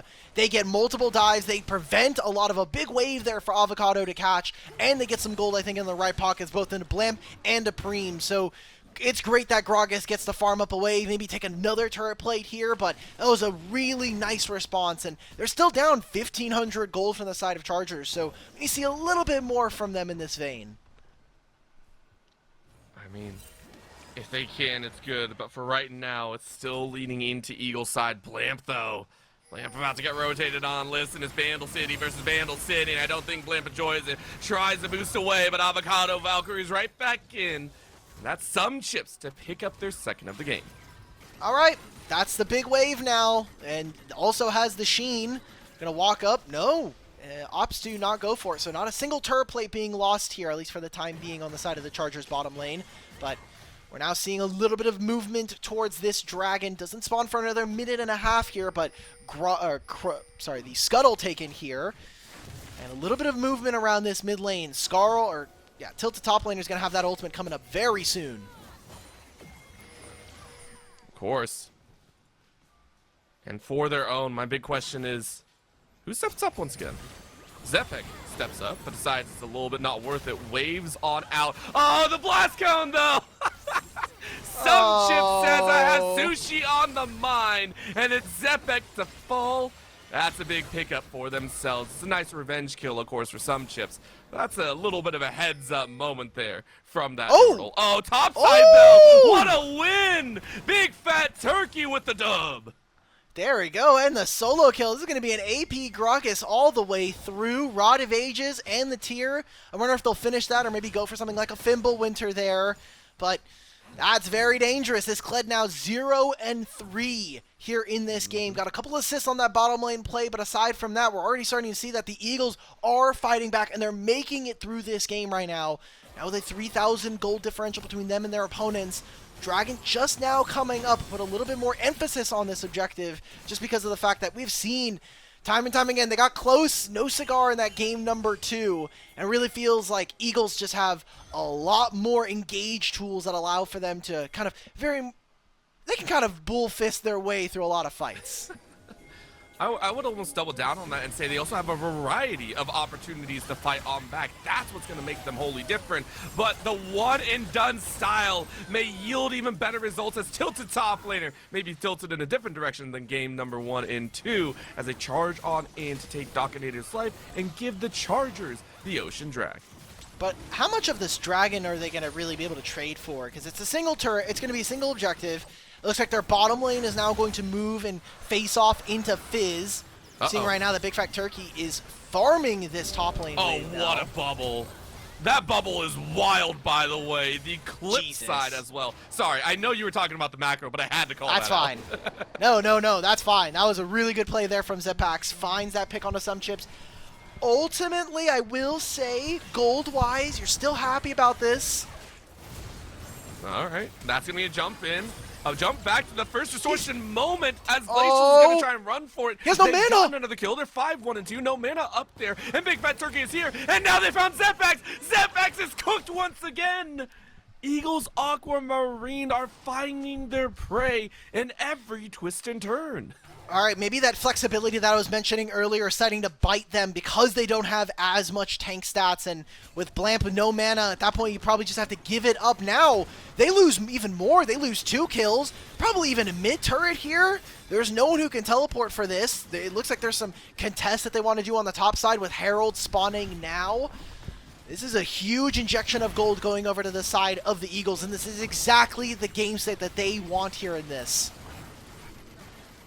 At the 15-minute mark, as you look at that gold, a breaking of close to 3K, heavily in favor in Glacial's pockets. Someone that has been forced to fight with minimal gold is allowing the rest of the team to play for their own. And Silta top lane is going to try and run back. The rest of the team is here to play, but Preem is ready to blow them up. I was not expecting that one, and maybe Dockinator wasn't either. Yet again, these chases, these small moments of mistakes, the Chargers bite and clip the Eagles' wings.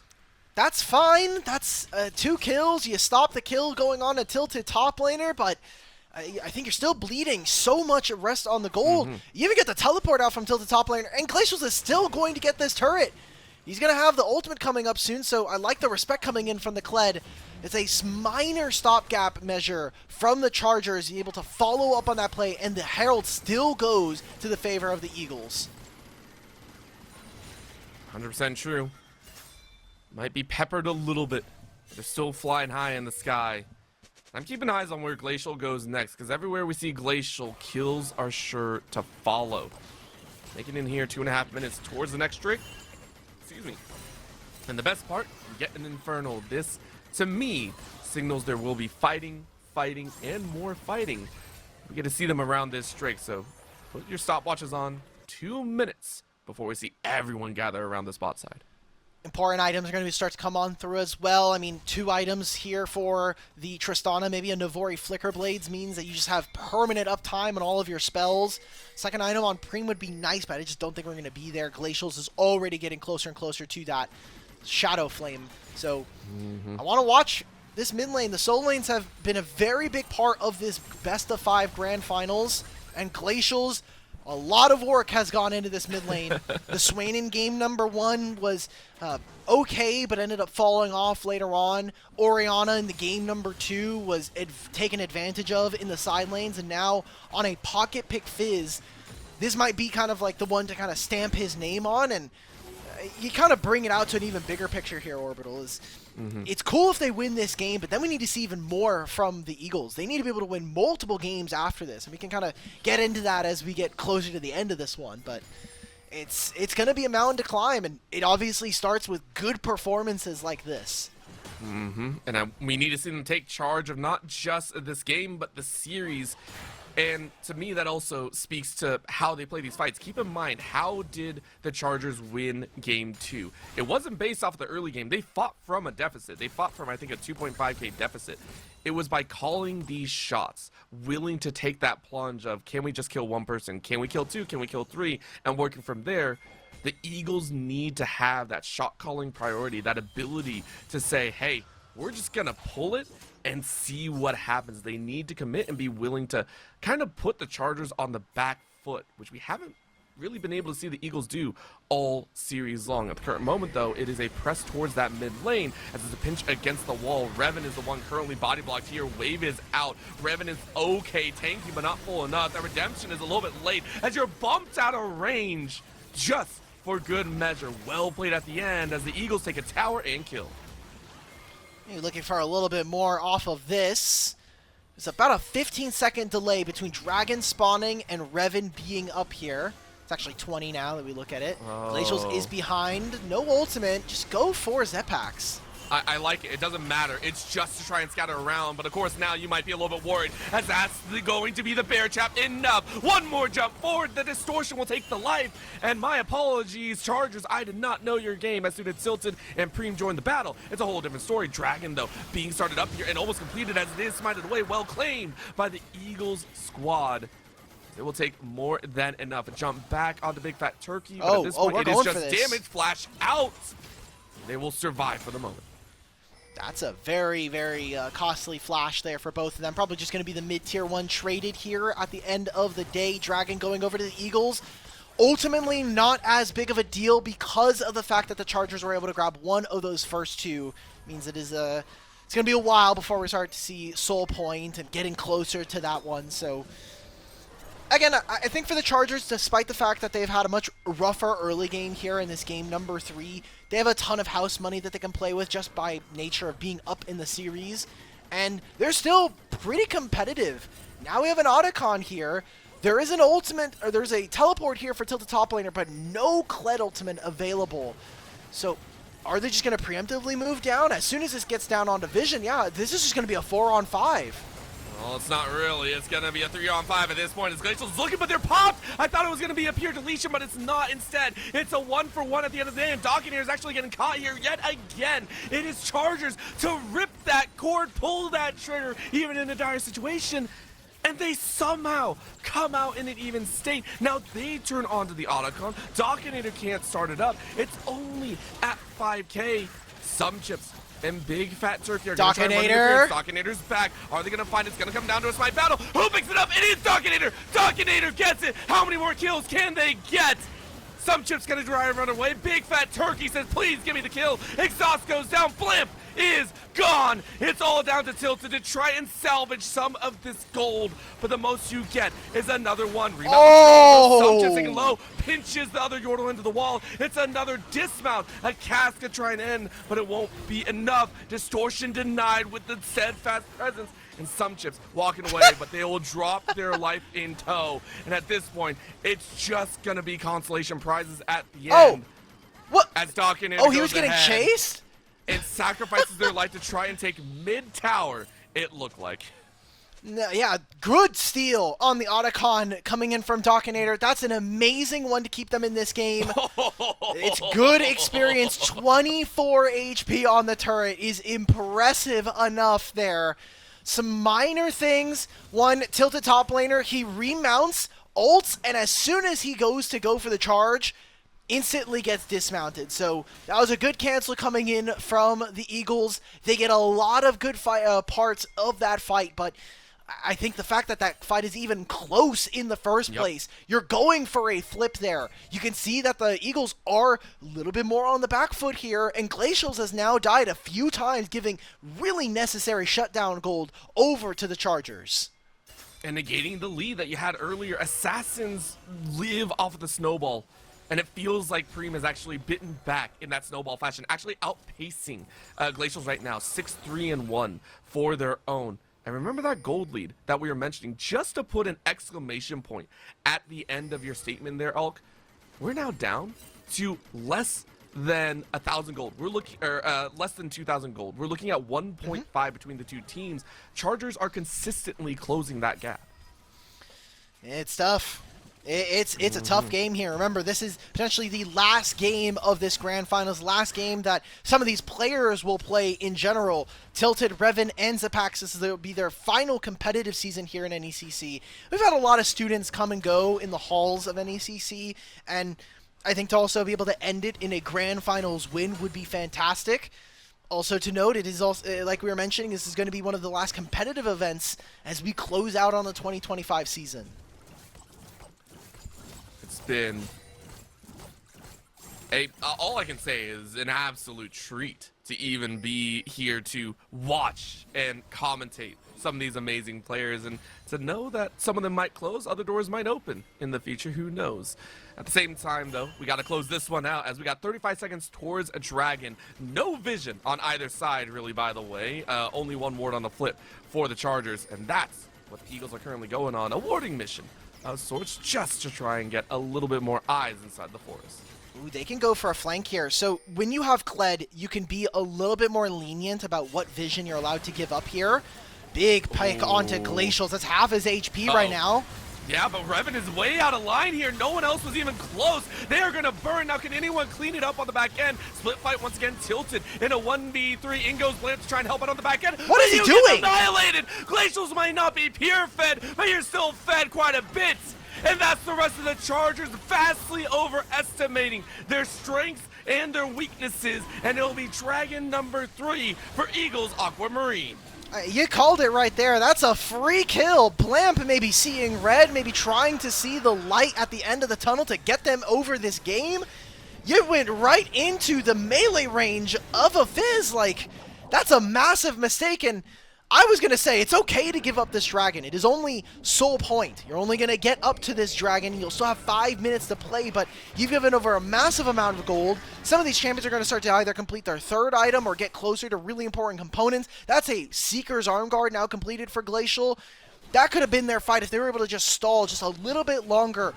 Wait on your timings there for this fight, but either feeling the desperation in this game or thinking that the goal lead is a lot more than maybe it actually is. A pretty big mistake coming on through for the Chargers here in this game number 3. Yeah, it almost feels like they were trying to save Revan, who was a little bit further out of that brush. Either way, though, they had to live with their consequences now, forcing a look at that top side. We saw the Baron spawn. Thank you to our observers once again here at the NECC stream. It's going to be battle lines drawn once again. Wave pressure, though, in the mid lane over to the Chargers for the time being. Top side leaning into the Eagles' way. So it's a little bit of a mix and match. Who is going to take the first catch as it's Glacials to find one, but you allow Bland to be chomped. I don't think that's what you want. Zepback trying to stay alive for the moment, but the exhaust comes down as Blamp is fully pinballed around the rest of the map. Tilted trying to do what they can, but the Chargers are falling one by one. Preem and Revan stay alive, but that's only because Preem never entered the fight to begin with. They show their face once, but the Eagles are too dang strong. Maybe Blamp, maybe the Tristan is just not for us. You know, like we're jumping forward into these champions. Like, we don't have to do that. There's nothing compelling us. There's no hand of Mark Merrill or Brendan Beck coming down and putting on our keyboard and pressing the W button for. We can't be doing this. If you are the Eagles, you are very happy with the results of these fights. Obviously, again, now you get a Baron on top of that, and this Baron is going to run that timer into the Dragon here. Very dangerous stuff as Blamp. I get it from the Chargers. If you can get one kill, you can get these resets, but I mean, like you mentioned, Preem just not really able to find an angle in these fights, and the Chargers are just giving up more and more position in this game, where we might even see a game number 4 here. We wanted to see the Eagles actually fight back. Maybe they had some more fight in them in this series, and that could potentially come true here, but I need to see it before I can believe it. I don't think you need to see fight out of the Eagles. I think you just need to see more fight out of Glacial specifically. Poor Glaciers has literally been pinned to the back of the fights every time in games 1 and 2. This time actually had room to breathe, and that entire fight did kick off with that catch onto Zepback. This time around, though, Tilted top laner waiting for a moment as it's a gang squad of 3. Tilted top laner is going to use that TP, skedaddle out of that bottom lane, but the TP will be down for the moment. Of course, no global objectives really around, as Dragon is the closest one at 2 minutes. Such a tough game, and I gotta say, Eagles, for Embry-Riddle Aeronautical University, it is super, super important for them to find themselves here in this game. Just 2 games are really tough, 2 games that I feel like they could have won. All right, well, the bubble lands this time, but Glacials has that Seeker's Arm Guard that you mentioned, which allows them to go ahead and fish pull out. Playful Trickster is too good. Revan, what are you doing? Now you're stepping up, and you think you're tanky, but again, you're not. Disaster Strike in more ways than one. Glacials is taken down, but the damage is already through. Tilted top laner, though, saying, listen, I might be tilted, but I can be a little bit strong, but there's no other team to help. Tilted able to take one more life, but Avocado is now online, and the Corki is free firing. Spit back, though, as that's going to be a bear trap catching on the back end. Tilted is a freaking menace and a half. But it's a 3 for 4 at the end of the day still, though, for the Chargers. You got to get back. Tilted top lane is going to try and recall and get back to defend this mid inhibitor. All right, that's just an inhibitor gone. I think that's all you Yeah. can do right now. And we have a dragon in 40 seconds. Even if the Chargers are able to grab this and steal, I don't know if it makes enough of a difference here in this game from this state. It's a 5,000 gold lead, and more importantly to me, we're going to be missing some pretty key summoner spells here. Still no flash for Blamp or for Preem. The Chargers are really finding themselves having to fight constantly from massive disadvantages here. The only thing really going for them in this game is the fact that they have that gold lead, and now they'll be looking to go towards this dragon, which will be their infernal soul if they can get it. But Alk, you know what the strongest power is in any universe? It's the power of friendship. And it's the power of the final arc of any squad that they're going to try and rise from the absolute depths no matter the adversities in front of them. They are currently sitting at 2-0. And for the University of Alabama in Huntsville, they still say we have some fight lining up for this dragon. Massive ward line headed on the top side of this dragon pit. Scuttle is taken away very, very quickly, but take a look at Blamp. Blamp clearing out that mid lane. Taking a look here. It is going to be another catch. Zepak is yet again the one to be caught, but it's not a full chunk this time. Turn around is Midback Turkey, Eastside Glacial Prison. Dragon is already smited away though, as that's going to be Inferno Soul, and now you got to fight against the full weight of the dragon. The chase out though, as the rest of the Eagles don't actually want to fight this. Scarl charges in here. Dockinator in the back line. Big Fat Turkey's already out. Tilted is rushing everyone off. That leaves Dockinator a little bit alone, and you sacrifice your jungle for a support. I don't know if that's a win. However, Soul still held means a huge win for the Eagles. Can they actually go for more, though? They're going to look for a turret. This will be an objective bounty as well. It'll be big. A little bit of chase underneath. Glacial's trying to turn it around, but that's Preem to shut them down. Wave to help them close out, but no. I like dead. the way Preem is going to fall. And that's going to be disaster. You called the bounty, but it ain't going to be there. Eagles hold the mid-second tower. They don't even get the objective bounty. They lose the dragon as well. Like, sure, the gold lead stays the same, but the state of the game is way past them at this point. I think we're also just seeing a lot of mechanical misplays from their opponents, so the Chargers are really starting to kind of fumble here in this game number 3, but that's fine. We mentioned it before, they have a lot of house money, and I think, obviously, you would prefer to win, but from both sides, this is a really cool perspective where, for the Chargers, they're probably feeling, okay, we could probably bounce back, let's look and start to think about game number 4 here, and for the Eagles, you're like, okay, this is momentum for us, right? Like, this is our kind of charge to start moving forward in this series. We had close games, but weren't able to bring it over the finish line, and now we've finally done it, and some of it is on that comfort, which we've been kind of having as a through line here for this series. Of course, we also have to be extremely realistic in the fact that the Eagles are mere feet away from the finish line, but they have not crossed it. We still need to see that Nexus explode if we want to give them this game 3 and give them their due rewards. For the Chargers, they're still lined up and they're still pushing out with Tilted at the front lines. Level 16 now, 3 items deep. And looking for that 4th, still saying I can fight. Remember, Tilted was the one that actually caved this squad. I think it was 3 kills in the turnaround. So what do they decide to do? Posturing from the Eagles, though, is kind of every which way as they clear the wave, look for the Baron. Second Baron of the game here. Preem's pushing on sides. Turret goes to 41. Ooh. Is not going to be quite taken. Dockinator is on this side. Zepax is not allowed to walk in unless Revan is next to them. You're going to have a teleport, and remember, Kled can look for an ult. But yeah, the ult is going to be brought to you instead. Everyone dogpiling on this poor Yordle who flashes away to safety, but the wave is able to catch more than enough. Glacials, though, going to turn it around, and down goes Zepak again. Of course, Glacials will fall just as well, but the damage is still around. Cease and desist straight to continue that battle. And it's decimation in more ways than one, as screw the dang Baron. We got the Nexus to find Alk. They have done it. They took steps 1 through 6, and they found the magical 7th, as we have a Game 3 turnaround for the Eagles Aquamarine. They keep the grand finals alive. The Royal Blue and Gold continue to fight here in this best of 5, sending themselves at least to another game here, potentially starting what could be a long night and a reverse sweep on our hands here, but still a lot more league to play, at least, again, one more here. And the things that are so impressive, Glacial's really standing out here in this game after 2 subpar games. And a couple of mistakes, I think. Tilted top laner definitely showing some of that kind of rust on the sides there. We saw it, I think, even bits and pieces of it in that game number 2 with the Camille versus Gnar matchup. Now here, wasn't the same kind of level of success, and a lot of those wombo combos are gone thanks to it being fearless. Yeah, a lot of shifts here, and we're starting to see the teams figure out how they dig their way out. You also mentioned it before.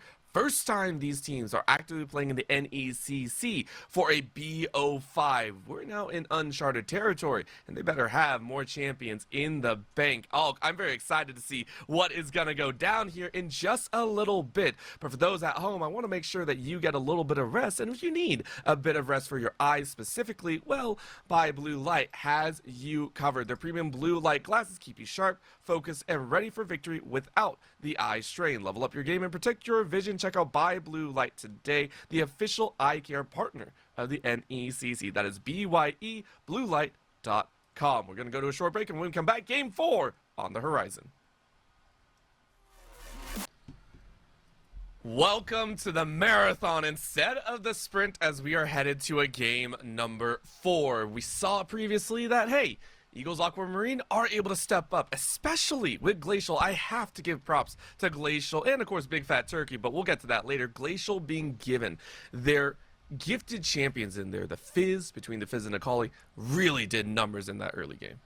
They also, I think, just abused so many of the bad tendencies we've seen from the Chargers throughout this series. I mean, individually, I don't think we've talked too much about the bottom lanes because they haven't been super pivotal to seeing which team is really going to succeed. But Blamp and just the entirety of the Chargers teams just looked completely off in that game. So hopefully they're able to bounce back in a good way because, I mean, obviously this is a series where they started up 2-0 and now the Eagles are potentially looking for what could be a reverse sweep. Yeah, and I mean, it also starts with the fact that topside did not go the way that we really expected. Big Fat Turkey, we were sitting there going, okay, the Gragas doesn't really make sense. Why would you pick it? What was really going to come out of it, especially against a Kled? Things look bad. He did amazingly well. Not only that, he picked up the Medjais because he went unkillable the entire game. Now, was he the main star? No. But going unkillable, considering how games 1 and 2 went, massive step up in there as well, making these solo lanes for Eagles Aquamarine a real threat. Yeah, the Gragas came in, and then we're like, okay, cool, and then we saw what the rest of the draft was going to look like, and we're like, all right, fine, like, this is okay. That flexibility that I was talking about there for what we wanted to see from the Chargers ended up, I think, biting them. A lot of the times the PAX just gets engaged upon because there's a Fizz, or, again, multiple fights where I'm asking, like, Blamp, please, if you just don't do this, like, your life is significantly easier. It's tough. Yeah, I will say poor Zepak was truly chum for Chum in the Waters. That was, I've never seen a Nami get eaten that many times and have the ult land on their hitbox. However, going to a game number 4, we do have to figure things out because for those that may not know, obviously we don't get into a game 4 very often. And also because this is only BO5 series in the NECC for the season, when it comes to the draft, it will proceed as usual with all 3 sets on either side. So 60, not 60, why did I say 60? It is a grand total of 30 champions banned out. But when it comes to the second phase, there will be no second phase bans. So there are 4 open slots at the very end, allowing a little bit of a breathing room for both teams. Yeah, there's now only 3 champions you can ban on each side, which means you are a lot more hard-pressed to figure out what champions are going to really break these games in these series. And I want to note, Chargers have now played 2 games blue side, and the Eagles are now choosing to go for red a 3rd time in a row. Obviously a lot more impactful here, and as we get to potentially our 5th game, it will mean that if that happens, Chargers will have side select for our very last game. So what else is going to stick on the table here? The Xin Zhao is going to stay. Imagine the Lilia, who has been a permaban here in this series, is going to also stick. Yeah, just a couple of those options in there. Of course, for the Eagles, they have specifically said, like, yeah, we can't let any of these through. These two specifically, Milio and Ari, just way too powerful. Last time it was a Silas and an Aatrox. Those were the two that have been flipped between for the squad. There's a little that you mentioned, but I am curious about what the Eagles decide to play this off as. Are they still worried about some of these big ticket wombo combo ultimates? Are they going to run a very heavy team fight? No, they do target that Aatrox instead. What else can we see from them? Because, like, top lane has been such an interesting talking point in this series. Obviously, the second game was one of the ones where we're like, oh, wow, Camille and versus Gnar? Well, this should be fine. No, it turns into, like, hey, we're going to be playing a lot more bruisers up here. So I like the Aatrox as a ban, but there are a lot more of these, like, Garen, Darius style of champions still left on the table. We're getting a Victor first pick coming on through here for Preem. And then an answer of another long-range mage. So already seeing some shifts from the close quarters combat that the Eagles ran last time, and having that flexibility to back away. I think Preem did a good job on the LeBlanc, but this is going to give a lot more consistency. And then I say that, and we bring the Akali to the table. So quite literally, Glacials throwing everything at the wall, literally dumping out the champion pool just to see if they can continue this series.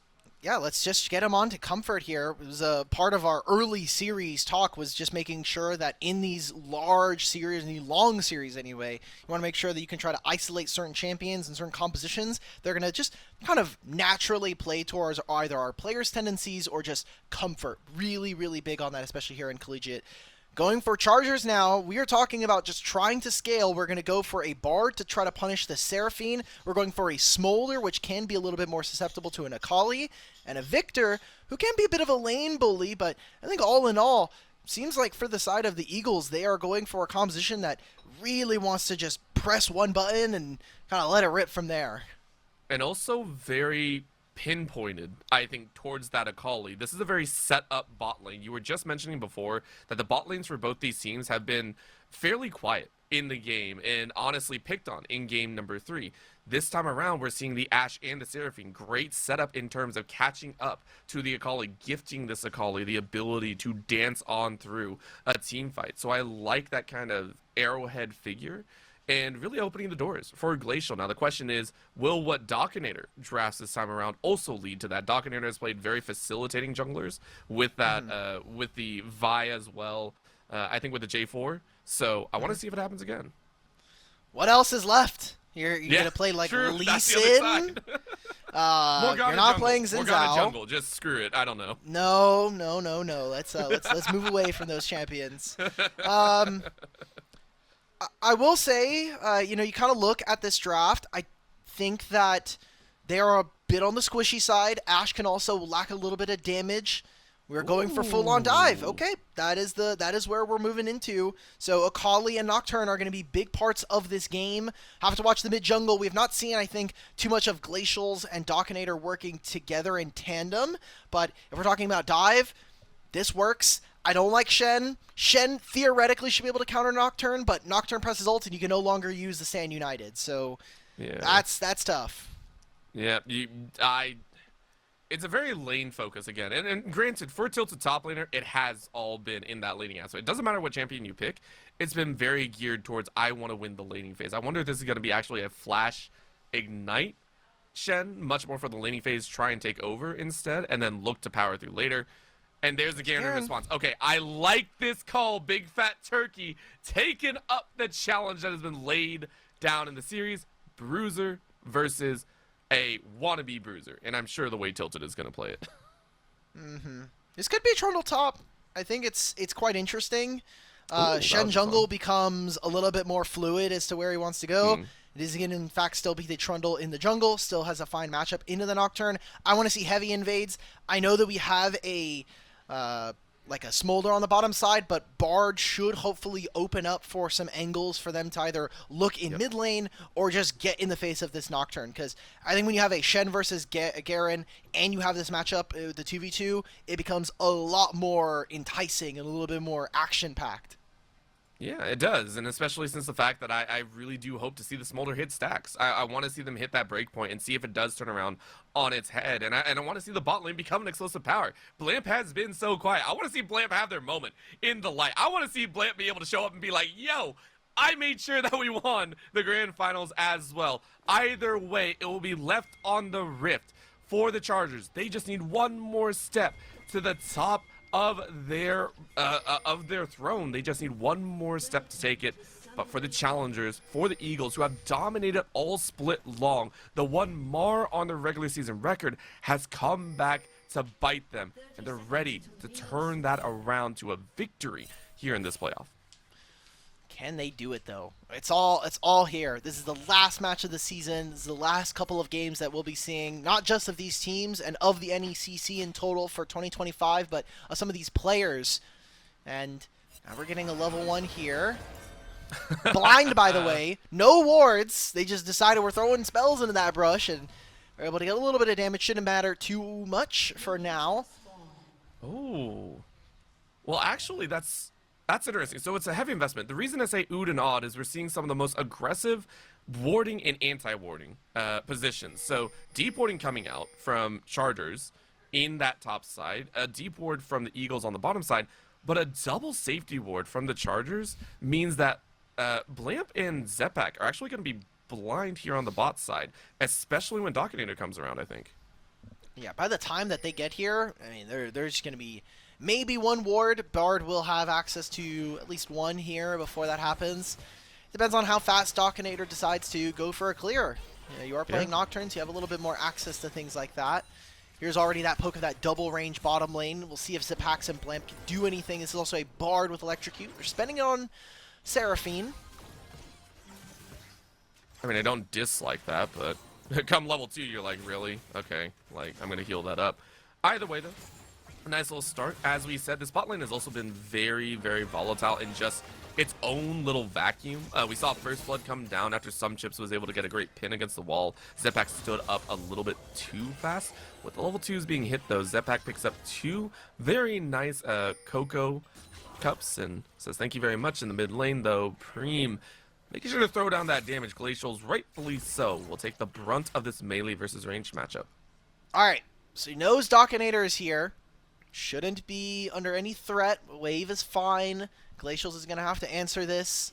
This is slowly getting chipped away at. Now Dominator will get spotted as he crosses through mid to get to his bottom side. Trundle is already here, though. Trundle's already done with the Raptors camp, and so that means that there will be about a 10-second desync between Dominator and Revan, that he can maybe look for something, maybe not necessarily through the tri-brush, but especially around trying to contest some of these early scuttle camps. An award placed by Avocado will also mean that everyone sees everyone as well, so that'll be a nice pace of play, a much quieter early game. I feel like we've seen, at least when it comes to the kills. I say that and I spoke a little bit too soon. This big fat turkey eats a lot more damage, has been sitting almost permanently at around the 200 to 300 HP. Of course, for Garen, that's not too much of a worry. But Tilt's top laner, even though they did lose out in the last 2 in the laning phase, still very willing to play up front and center, saying I am the big player. On top of Ward, though, Evan gets a nice little portal in, but a nice double bind means some chips is able to stave off that gank. I wonder if Revan was going to be willing to just trade the flash with one of the 80 carries and just drop a pillar on top of them. Glacial's looking to fight in mid to try to trap this Victor. I like it. It's a fight on 2 fronts, by the way, as I don't know if Revan actually wants to go for this. A nice tether on the back end. Revan is able to grab one, but slowed at the very end. This is a double flash follow. Easy all day long. Was it worth it, Revan? I want you to think again. Well, what is Preem doing here? Preem, you can't be here, brother. Uh-oh. You thought you had a ward. You thought you had some time. And now you lose your flash as well. You won't lose your life, but already Eagles punishing these mistakes from Chargers. This is a Scuttle Crab going over to Revan, and while he does lose his flash, you know, you're similarly trading the 2v2 here. Turkey's got to be very careful. Laning phase-wise is a tougher matchup. Oh my gosh.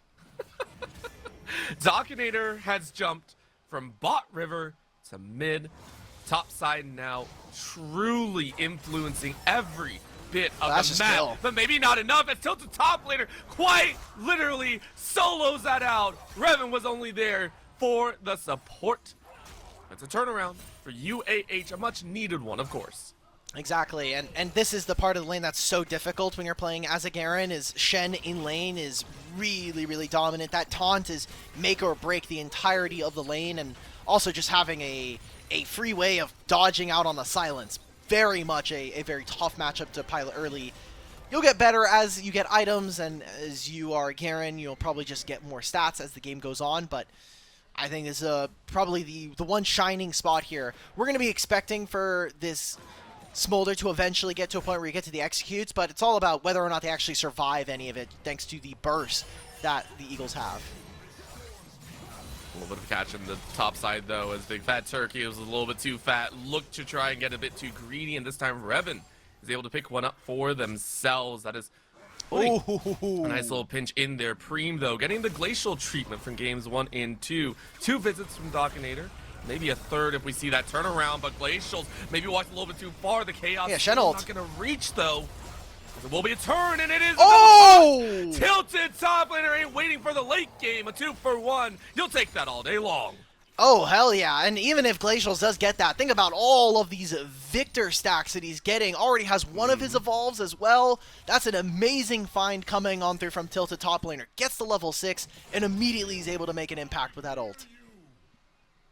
And I also love the fact that we see what almost feels like the sit-up moment. I always love pointing these out, but it's the moment where we see teams, just something clicks. They either sit up, they actually zone into the game, they adjust their headset, they turn on the sound, whatever you want to say.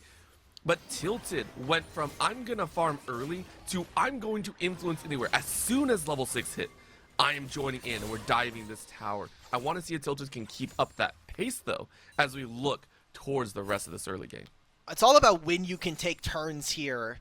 For Tilted, just found the kill. They found 2 of them onto Big Fat Turkey, so he says, okay, Garen's not going to be here to answer the wave immediately, so I now get to make my turn and get to play on the rest of the map.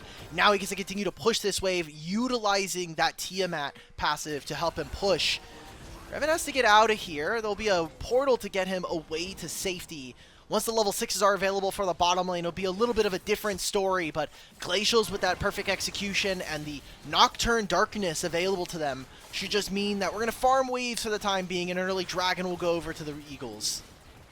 I believe 3rd time so far for the Eagles. Eagles Aquamarine have really focused on these Dragon takings. Game number 3 was the one that we saw them actually get a lot of use out, got the soul for themselves. Game number 2, I believe they got too early, and then it kind of petered out as the Chargers ran hard. But they are really focused on that global objective, on keeping that Dragon alive in their own frame. For Preem, though, it's all about that 1v1, dropping the Chaos Storm very early, willing to expend that ultimate charge at the drop of a hat, it feels like. Ultimate is fine. Like, the Arcane Storm is so OP because it just lets you farm the minion waves very safely. Nocturne is looking towards mid. We're seeing constant cancels of a recall here. Revan's going to get spotted on the grubs, but it's just not going to matter. This team is so much better on side lanes than their opponents, especially because of how top lane has looked. 3 grubs going over to them is a really nice boon. It's all about, again, whether or not who is going to be matching the Shen on sides, and can we, as kind of a reverse situation of game number 2, can we be the ones as the Eagles punish this Victor on side lanes? Seeming to do so. But of course right now Preem is just stopping some recalls, as they've done a few times before. And they'll force Glacials to stick around for just a mite longer. Zepak, for their own, has been a little bit more active, considering Blamp has been able to keep farm fairly safely, matching the 64-63 position. It does allow him to be around like this. Glacial's taking a hammering right now, as they're forced to recall at maybe a suboptimal moment. 10 CS lead to Preem. Yeah, just look at the other lanes, though. Like, top lane, the gold is going to definitely be in his favor, mostly just from the kills and assists that he has. We're up in mid lane, which is not unexpected. Our bottom lane's going even in this double range matchup, and Seraphine continues to get nerfed. I'm kind of in the waiting room for Riot to change this champion, because it's just proven that they cannot balance this champ. Well, another part about this is Dockinator saying, nobody balance Nocturne, please. That was such an easy one to pick up. Tilted top laner down for 20 seconds. Yep, he'll TP back to this wave if he really needs it. Ultimate is up and available if there is a play in the opposite side of the map, so this is kind of like about a 10 to 20 second window where I can see the Chargers maybe looking for something. You can play a little bit more aggressively just because he can kind of bounce between the waves. Looking for something potentially on bottom. And remember, there's no Nocturne ultimate here. So going for a dive, Revan not spotting this.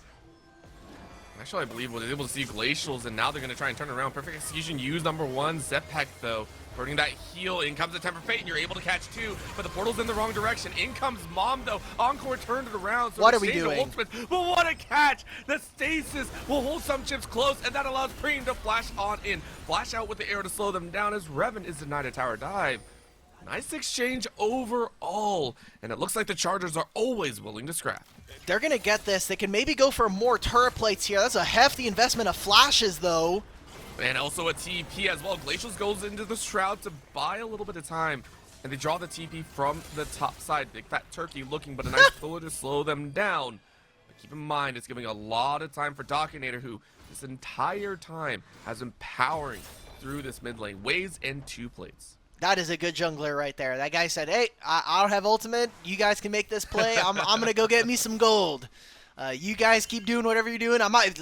Look, he's pathing up. I know he's just getting a scuttle right now, but he might make his way up to that top lane if Big Fat Turkey wasn't there. So very close bit of charades there for them. Going back to that play, though, I still don't know if that was worth it. Like, cool, we got the kill onto some chips, but... Yep. Like, Blamp ults and then, like, flashes forward and immediately walks back. We're not talking about when we're using the Shen ultimate either. Oh, well, that's actually wise. They're just straight up looking for the assassination. You were saying, Alk. I mean, sure, cool, we killed him twice. Now it makes it a little bit more worth it, but, like, we've now used 4 flashes for a single play. See how much more they can get from this. Shen's going to recall, teleport back. A Titanic Hydra now completed, and Revan... He's just sitting in the 1v1. He's like, I'm holding the wave for my top laner, and it does not matter. Dockinator's coming, though, and so is Glacials. As long as Tilted sees this, it's okay. However, that brush is empty. It's also a pinch around the side. Quick paranoia to blank out the skies. A nice pillar to slow them down, but in comes Glacial. Glacial making sure the execute pops off in one way or another. So bye-bye Revan here in the top lane. Glacial's going to move forward. Shouldn't matter all that much because it's just going to be a wave. They got it in. They got the kill. Also goes on to Glacials, which feels very nice. He's got to be careful. This could just be a solo coming on through. Okay, taunt doesn't land, but very close stuff here. And overall, I still think this is fine for the Chargers. You got some push in mid. Maybe another kill here for Preem. Oh, Tempered Fate. I don't know if Preem actually wanted that, because the arrow comes through now, and you get the blast cone out to safety. Wow. Zeppek stalling out his own mid laner, and that just hurts. Of course, Avocado there to save their support. Ooh, and does Preem get to walk back in? Revan is here to help. He's going to miss out on some parts of this wave, so a good punish. Eagles are definitely make them work for this game number 4. And so I'm just looking. Smolder's at 100 CS. Imagine he was about 20 behind the ball, so he's probably around 80. Let's have Essence Reavers who can farm a little bit more efficiently. There's a Dragon up and available now as Eagles, Aquamarine are just going to take a second one. That feels really good. You want to be able to keep the pace of this game very tight. You're going up against the Smolder, against the Victor, that 2-item wake up, and around that 20 to 25 minute mark where they start to get all of their stacks, and especially that execute, that is kind of where you want to make your pace and say, okay, look, we're going to put you on soul point by around that time.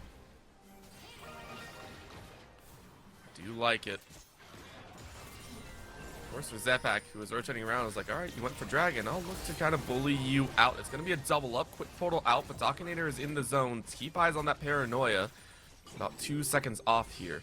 Zeppek is spared by the skin of their teeth. But of course, it's all about the bullying. Zeppek now on a magical journey in one way or another. Is also spotted thanks to the Hawk shot. Not going to be able to do all that much. We have Herald spawning in 20 seconds here. Members of both teams making their way across the map. good cancel on the Glacials. Remember, he doesn't have teleport, so he has to just stay now. Like, now we're either going to be late for this objective, which seems like that's going to be the case. Another cancel for Glacials.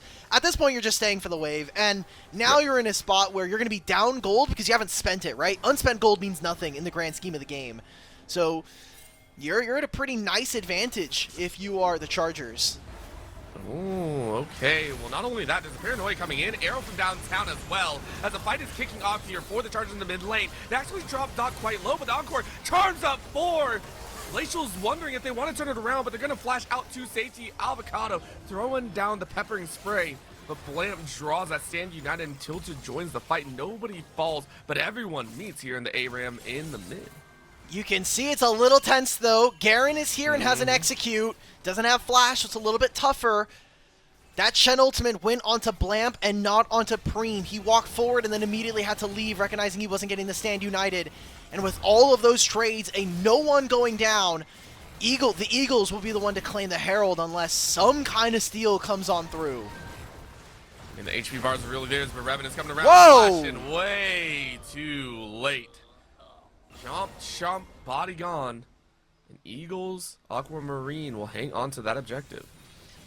It just feels like the calibration might just be off here for the Chargers. Like, we are going for the right play in essence, but maybe the execution isn't there. Or I think that mid play is well-founded, but I think investing in ultimate for an Akali ultimately just isn't really worth it, especially because we have an idea that their team is in the area. So if they can just tighten up these small things, that makes such a big difference. Big Fat Turkey walks in with the Q, he hits the E, and the minion wave's gone. No items, by the way, just like multiple components sitting in the background, whereas Tilted top laner is rocking out with that Hydra. This is that difference that we're watching here. Either way, back to the battle line, 17 minutes into the game. We're still seeing the scrappiness come out here as Zepak willing to portal in different ways, but everyone drawing the battle lines, everyone in a laning aspect. You can see Preem in the bot side. Arrow goes wide though. Flash underneath the tower. Dominator quickly scuttles out. Temper Fate goes wide. But in the darkness, no one really finds purchase at the end of the line here. Dominator still trying to run as far as possible as their HP bar continues to drop. Can I, is there any way that I could describe this as, we are just pressing buttons because it feels good? Because, Blamp flash description though. The Blamp flash is fine. We're now going to use Herald, but why are we throwing ult there as Zepax? It almost feels like we are maybe panicking or some kind of miscoordination is going on. It's fine, but now you lose the turret for it. You won't have this flash going into this next fight, and this is a dragon that I really feel you need to fight for. But now you just don't really have the options to do so. Also, look at the level lead between our two junglers. Dominator up 50 in the jungle and is 2 levels over. Already has a 2nd point in that Paranoia. It's a ridiculous pace for a Nocturne of all things, can be that carry at the end of the day as well, and I love the fact that you pointed that out. It just feels like they're chasing and not really seeing the prey at the end of the day. It's only Tilted right now that's winning a lane opportunity for the side of the Chargers. The only one to really feel like they have a handle on the current situation, even if the CS is down by quite a few numbers. We are looking at about a 1.3k lead for Eagles' side. We'll see if they can put that to use. As he said, Dragon up in just a bit. Once again, the Infernal to cry on out and give a lot of purchase to the damage output. Can they walk in? They have very little vision. There's a Shen who just teleported topside, and Big Fat Turkey can't match, but he's half HP right now on this champion.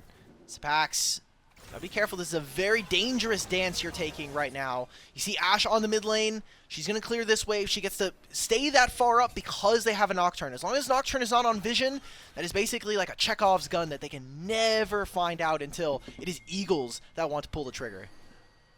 Can't wait to see that Temper Fate be that Zhonya's that they need, but Zepak steps up way too far. Tries to flash to safety, is able to respond, but someone's going to follow through that portal. No way. No way. No way. Okay, Glacial's able to finish it off, but how much further are you going to go? Charm out with the Encore, though, and you have to know someone's coming around the backside. Glacial tries to run to the backside, but it's a shutdown over to Blamp. And my God, even though that was a far press, Zepak is able to make it an even game by drawing Glacials into the back line. However, another catch on the far side. Big Fat Turkey looking for the fight. Execute drops the jungler. That's a big win at the end of the day. Now, how many more can you find? Tilted trying to run interference. Big Fat Turkey chasing Preem. Not going to go down without a fight, but there's the fear and flee. Poor Tilted top laner will fall and pay the price. The rest of the team can do nothing more but watch the objectives fall. Just recall, please. Just hit the back button. Teleport, Preem. I'm begging you, man. Dragon's gonna go over to the side of Eagles Aquamarine. You're giving compliments to Zepax. I personally think that he kind of ruined the play there. Like, you're going forward. Yes, you get caught. And sure, we trade the kill on the Glacials, but look at where the rest of his team is. They can have no space to enter into this Dragon. They'll still lose the objective. And now you've given over a flash from Preem. Tilted top laner. You use the ultimate. What did we do with it? Nothing. Cool, now we're using Tempered Fate, we're stalling out some of their recalls, but what does it matter? Preem just teleported to the top side of the map. We're never contesting this Otacon anyway. It's almost meaningless now here. It does feel like the conditions and the timeline for a lot of these objectives has gone completely out of whack, as there has been such a hefty focus on, can I kill this player? And the answer is generally yes. Another arrow flies fast, as it feels like the button pressing is very, very real, but in a way, that still makes sense. It feels like Eagles are saying, dude, it's our last game. Stop hesitating and just hit the button. Granted, it's not working, but at least they're trying. I'll give them that. I'm considering this a win. Like, we're getting free kills. We just got the bottom lane turret. I really don't care if Glacial dies in these fights, because we're kind of pushing and progressing the state of the game. The fact that Big Turkey is having even more impact now in this series is, I think, very, very telling for kind of the narratives that we had going into Games 1 and Games 2 here. Otacon's going to get started up. There's a teleport available for this Garen, but just look at this. Blam's going to have his flash coming up soon, but he has no cleanse. Nothing truly available, so they have to back away. Dropped it down quite a bit. Is it going to reset yet? No. Okay, it's still tagged. So I was wondering about this. If it resets, then it might be a full reset. There it is. It's walked out of range. There's a reset that we are wondering about. Goes back to max. The max 15,000 HP is what you got to chew through. Okay, that is the most obvious death rush I think I've ever seen. They saw two of them walk in there, so yeah, for sure. You have a 2-item Smolder. It doesn't look like he has his Execute quite yet, and Glacial's on a known flank here. All they need to do is just push them out. You don't have to engage here, guys. Oh, Glacial, what a call! In goes a little bit of the paranoia, but they bulked it appropriately. That's going to be a kill. Number one, Temper Fate to slow them all down. Avocado's free firing, though. And this might be the look of a turnaround. HP bars are low on either side, but a little bit more on the side of Eagles. And look who's spitting. Blam, firing away. Preem is able to get the laser down. And now, all of a sudden, it's Eagles on the run. The prey has turned into the hunter. And where did Chargers get away with these? The Chargers can't do much. We're just going to have to reset and go again. Dragon spawns in 2 minutes, so maybe this might just be an Otacon into Dragon play for one of our future teams. That was a moment where we saw them not have any of the available tools. No Ashe ultimate, no Seraphine ultimate, so it became a bit of a tougher ask. And that right there again, I didn't need to see Glacials go in. You just need to slowly move out, clear out the vision, and then you put your opponent into a position where now it's completely fogged out. There's no available way of being able to see the Otacon without walking into them, and that would have been a much better spot, but the Eagles maybe getting a little bit ahead of themselves here, maybe tasting victory before blowing up a Nexus. And now we're going again. Control of the bottom side. Turkey's going to push this mid-wave in, and maybe we look for something around this bottom side Dragon.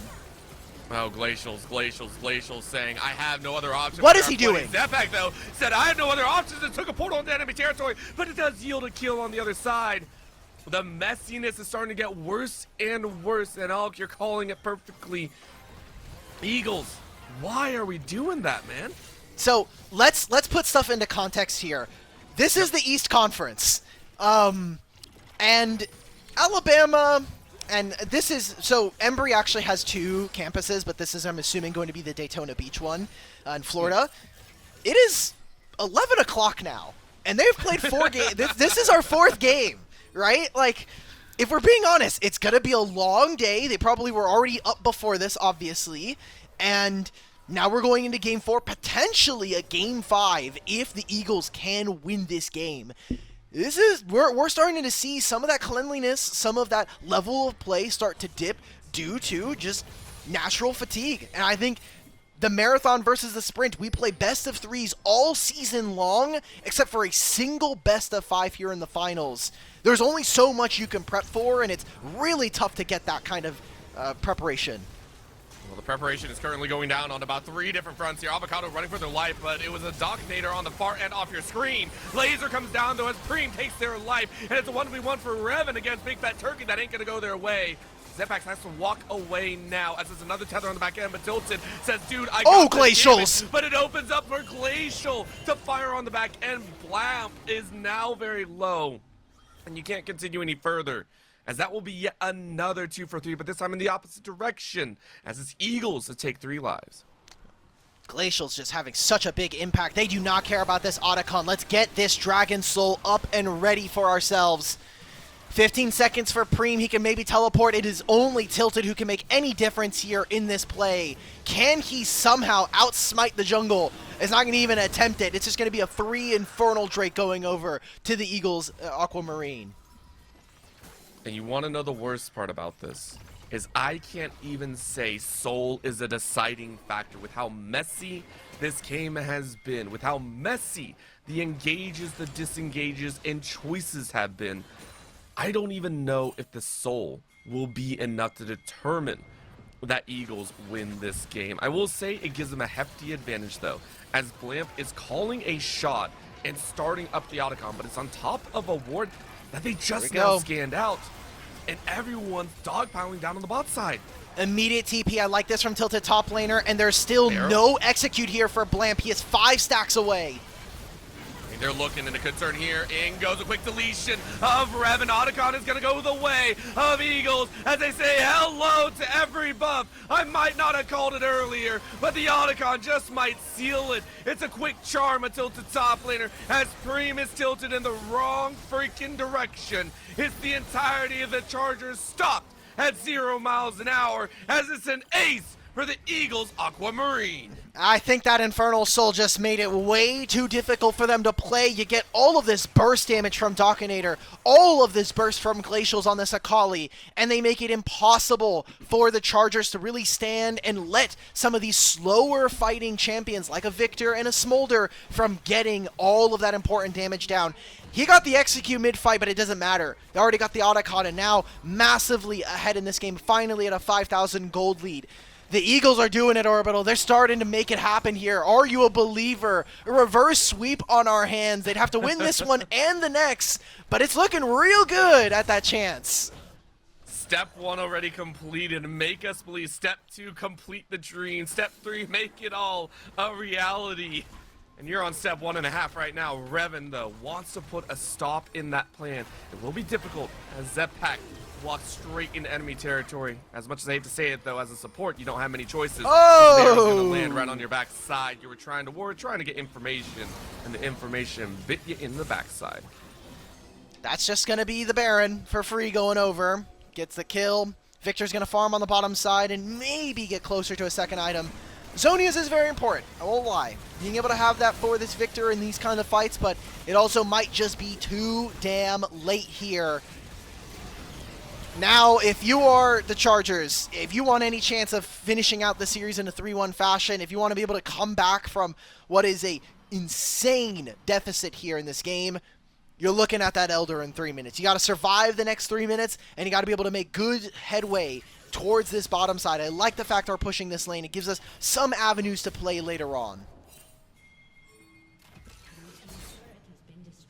It's all coming to a close here.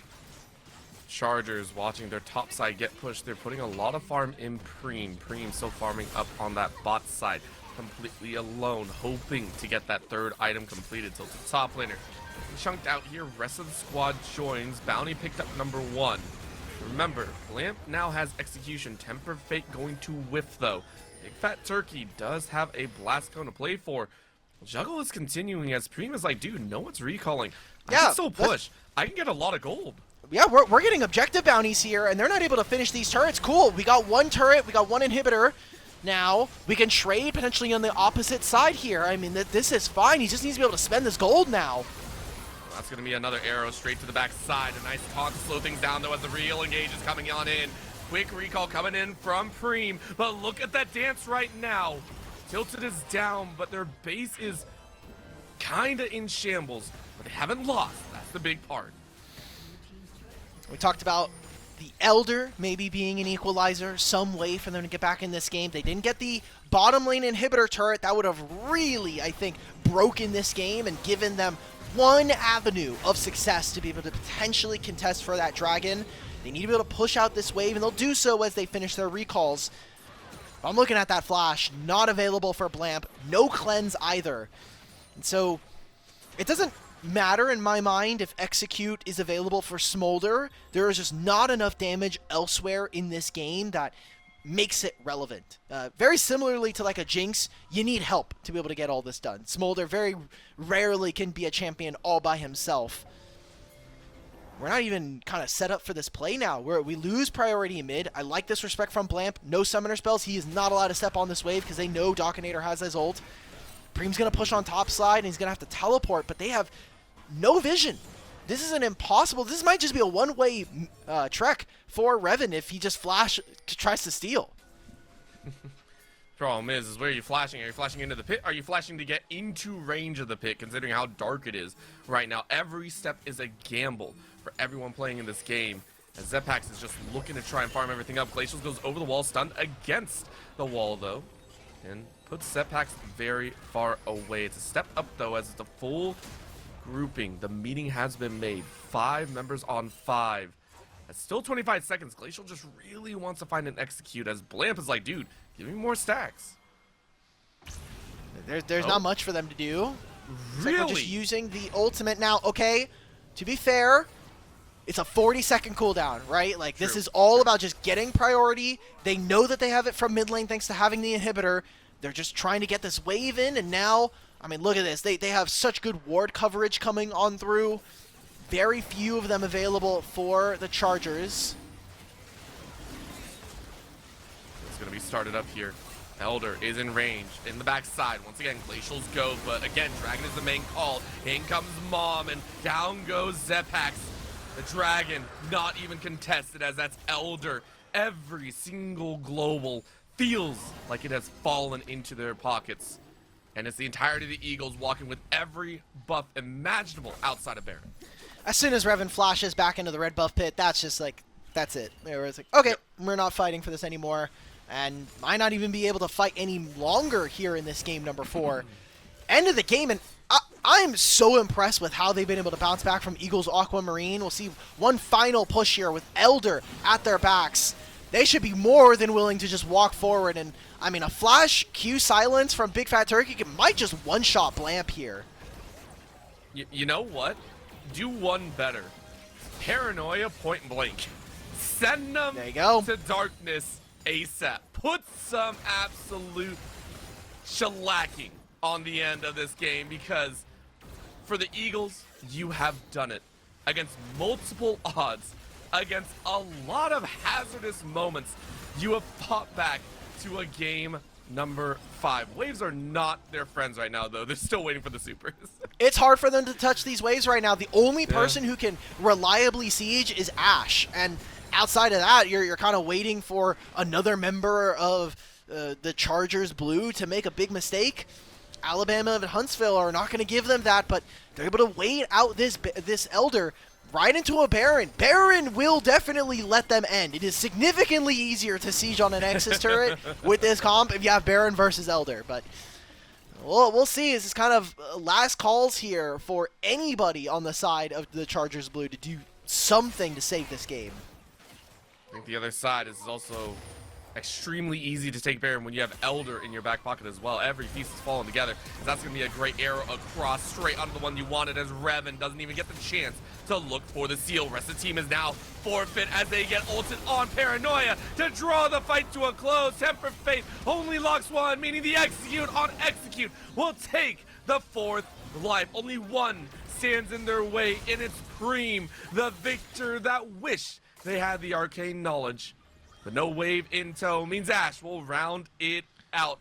Alk, I did not believe, and I feel so bad, as the inhibitor will slow them down for just a moment.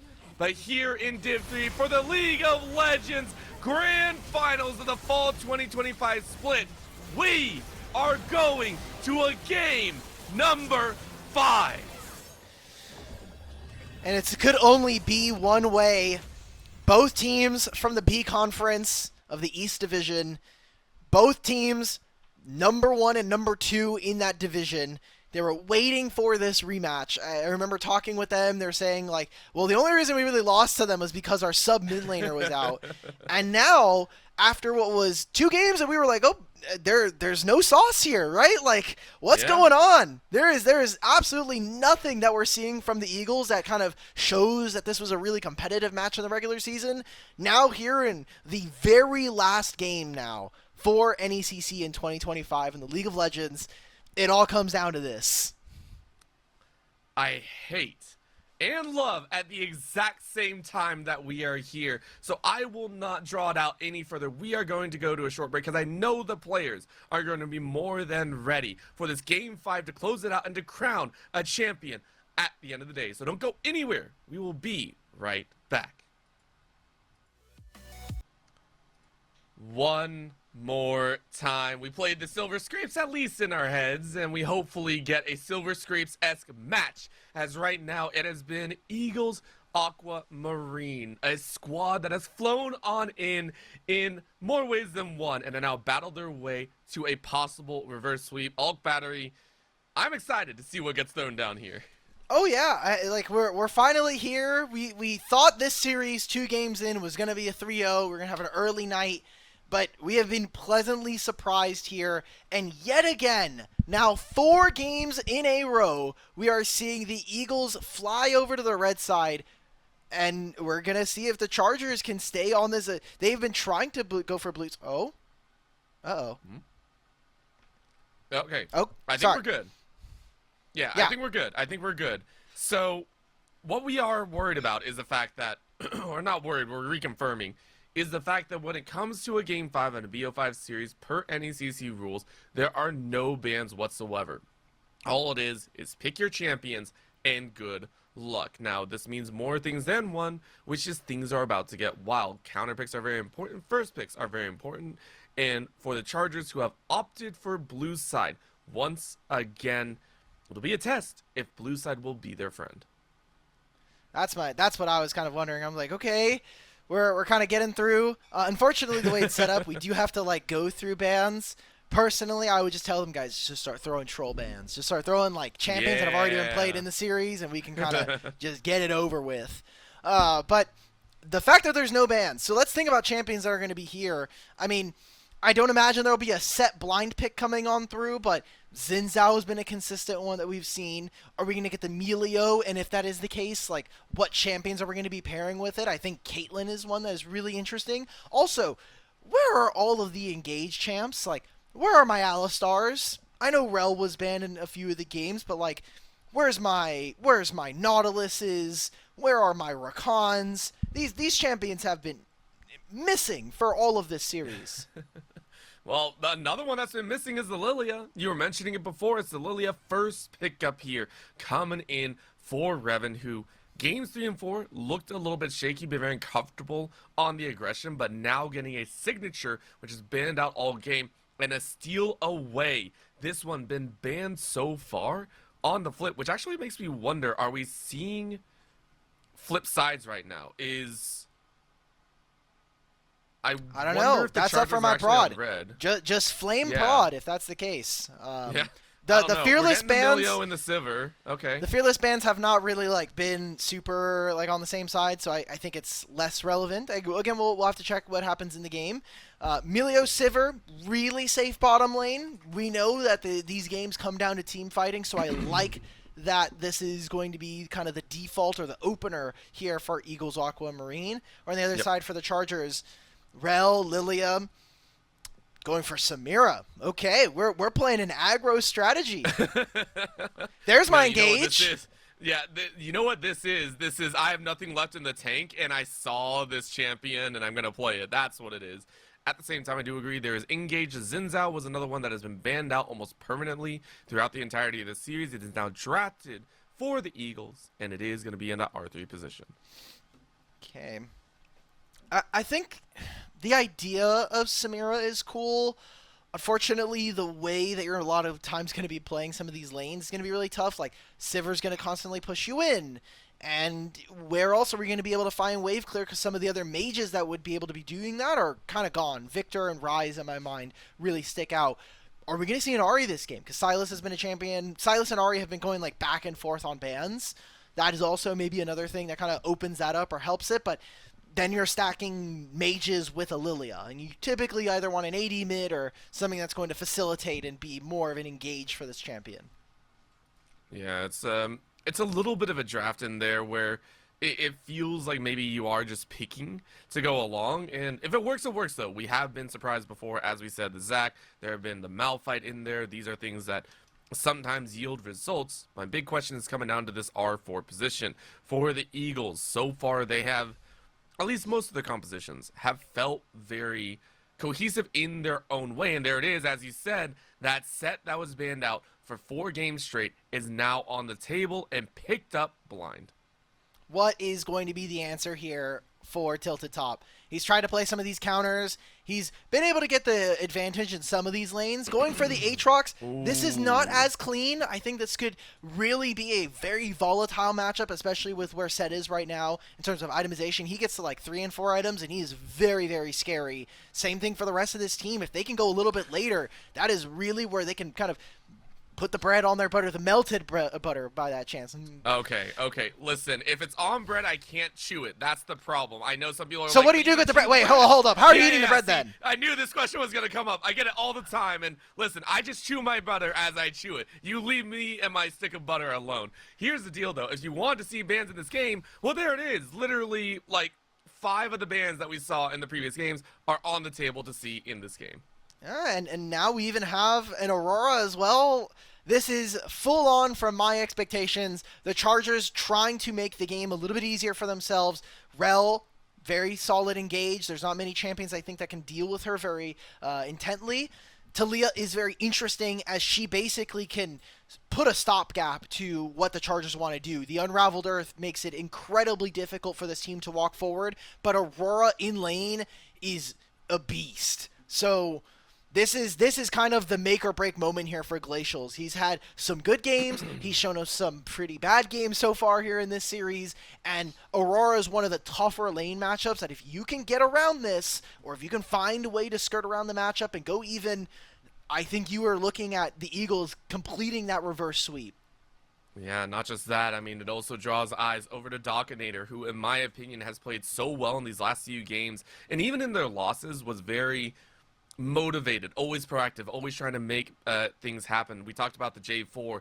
It was 4 kills in the early game, just wasn't able to convert come mid to late.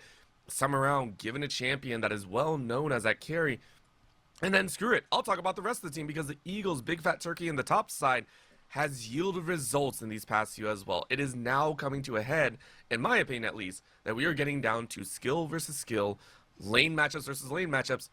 Who's got the stamina to finish up this 5th game? Oh yeah, we're going into midnight here.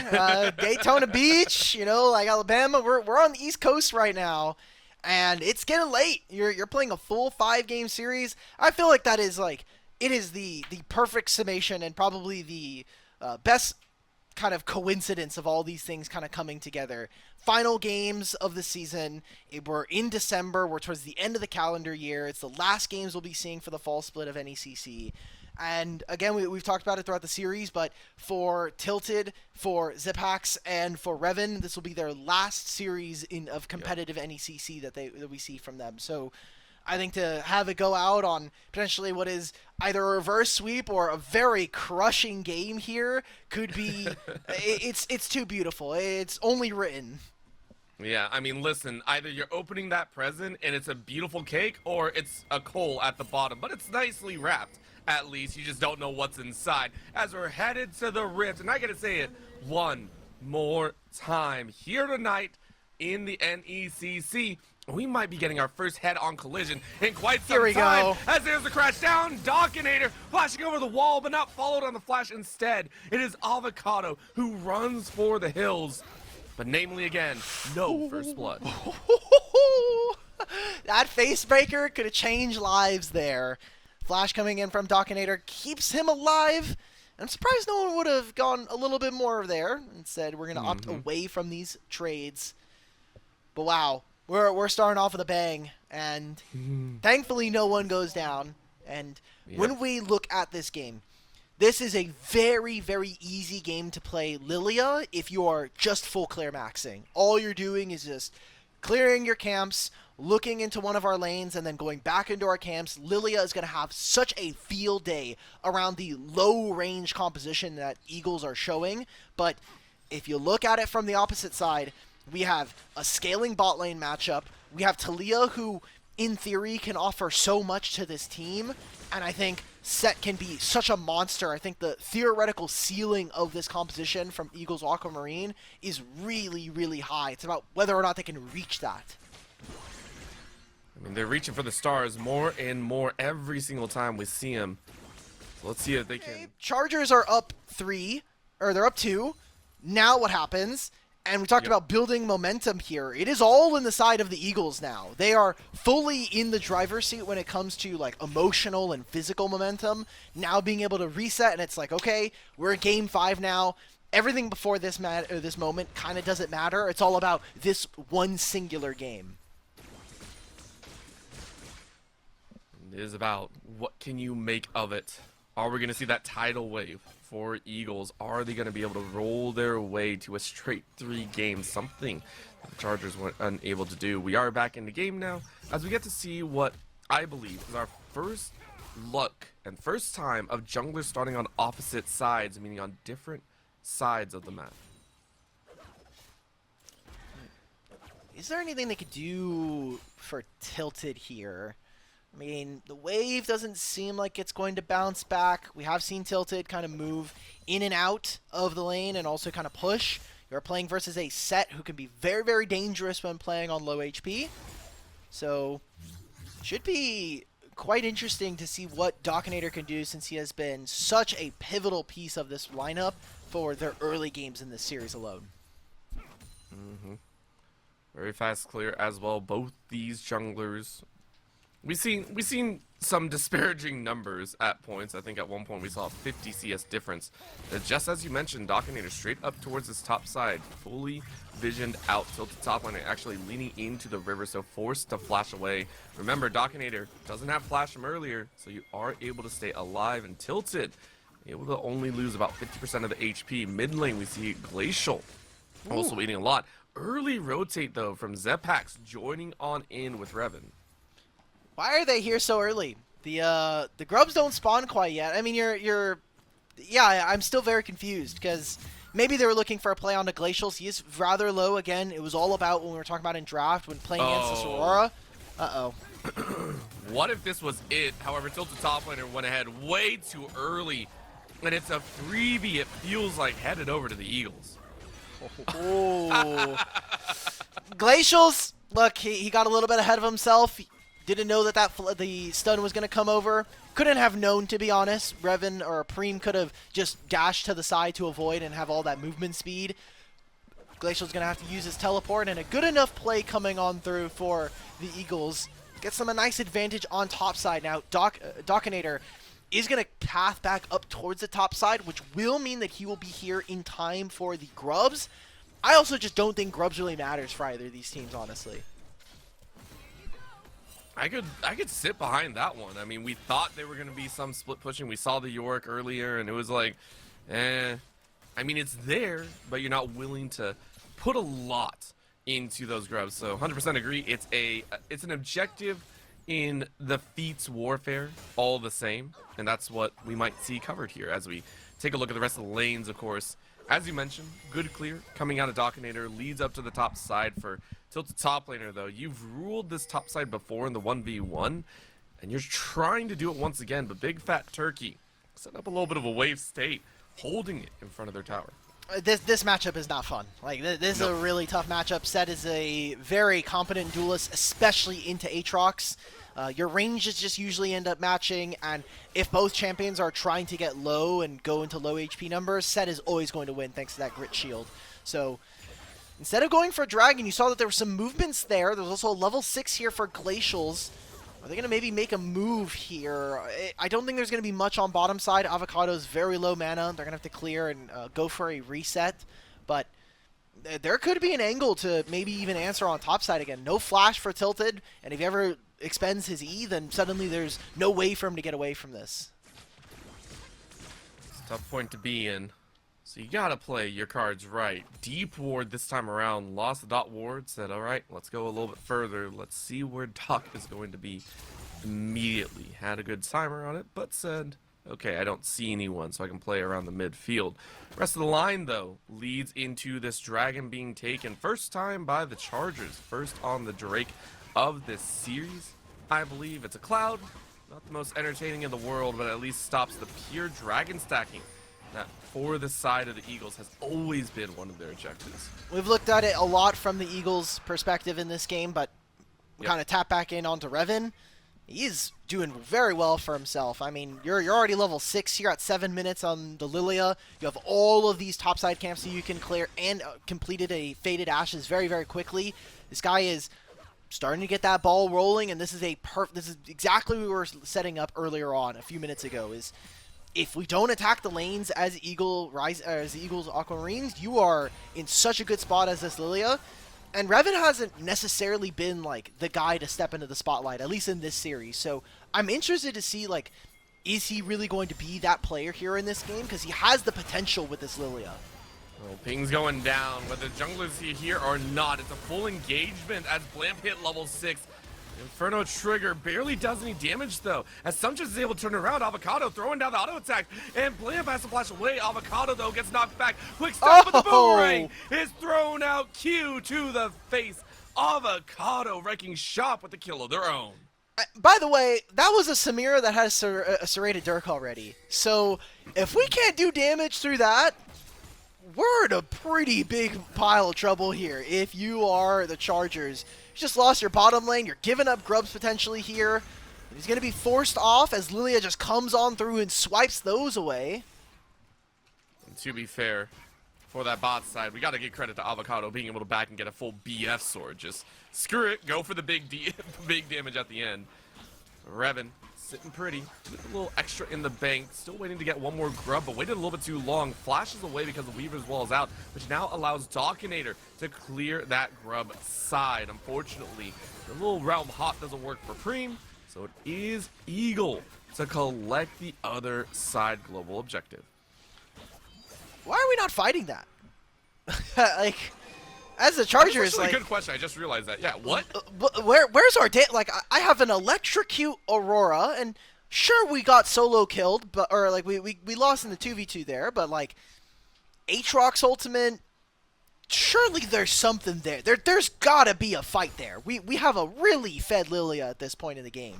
We have ultimate available. That should have been a fight that I think the Chargers take. Maybe that's either the fatigue, maybe that is a level of unfamiliarity because it has been so far in the series that, you know, it's been a while since they've been able to play a little bit more Lilia. But I don't know. I feel like that might have been a missed opportunity there. And if you're the Eagles, you say, yes, sir. Yes, thank you. You gave us 2 grubs. My bot lane's still scaling up, or my mid lane gets to get away with throwing an ultimate, and we get the flash. Cool. All right, well, listen, second time's the charm if they can try. Some chips does have flash, doesn't have exhaust though, so it's an easy bob down. You were talking about Revan, dive underneath the tower, but a final slap to the back side. We'll go ahead and yield a result and a half. However, the sleep came through on the back end, and it will be a turnaround in name. 3 total gives Eagles that bounty on their head, or the feats, but it will be Zepak and Blimp to survive. They get out. They'll be able to clear this next wave. Glacials does pick up the bottom lane wave and will grab himself a plate instead. Still think that is okay here for Aquamarine. Just the fact that they are able to grab that kill. They push in another wave. Sivir is feeling so happy about this game state. Even if both marksman players have a completed item, I would much rather be in the Eagles position rather than having to be Chargers here. You know what? I'll take the other side. I want to be in Charger side just to see how I get back from this. Of course, I don't want to be in tilted top laners side as they are getting ganked in more ways than one. Both supports joining in the top side though, as that's a quick slam as it get enough to turn it around. Another soccer ball boots away tilted top lane, but Revan getting minion blocked here. Nice flip over the back of the head gives Revan a sweet spot hit. There's the Lilia starting to scale up. There we go. Good kills and a good pick going in. Ooh, some nice damage as well onto Glacial. So the Chargers have woken up a little bit here, Orbital. They're at least coming to play a little bit more. It was getting a bit worrisome in my mind, but sure. We made that play. We're able to pick out the Melio. I, again, am struggling to kind of think of more ways that the Chargers can feel like they can be in control of this game, aside from just Revan having this lead. Like, as soon as he finishes his first item, this is a massive find for them. Oh, are they going to look for another as that's the Magnustorm to clear that spell shield? A quick bop on the back of the head, though. No full kill, but Preem showing that a 0-0-0 component of Aurora can still do a lot of work, but it's enough to clear Avocado, meaning the Dragon is next on the block. Yep, Dockinator's is going to take a recall. Please don't tell me we're fighting this, guys. Avocado still hasn't recalled. Are we going to really take this extra timer? This is very risky. For another teleport. Very nice wall to turn things around, but they're going to try and fight a Dockinator. Able to chunk out Revan. Revan is now down, and the fight turnaround brings Preem to the other side as the realms are not in your favor. And you hot drop to your own death. It's Eagles to gather the victory plus the Dragon. What a window to find just getting Glacials to use the ultimate. I was saying we shouldn't be fighting there, but Revan just doesn't have doesn't have the flash anymore. So not only do they lose the fight, they'll lose a lot of that gold that he was starting to kind of accrue for himself. They get the Dragon. So Eagles Aquamarine just consistently finding angles here in this series in game number 3 and game number 4, and now mounting an insurmountable almost reverse sweep on our hands. It's very early. It's only 13 minutes into this game, and it's barely a 2,000 gold, but I think it is the way in which they are doing it. They are showing that I think that the Chargers are making a lot more mistakes than their opponents. I mean, Chargers have always been a little bit quicker on the draw. They're always willing to kind of say, okay, we see an opportunity, we'll take it. Normally it was like the 70% option where, hey, we were pretty confident we were going to win. Now it's closer to that 55-60 where you're like, I'm not sure I'm going to win, but we got to try it anyway.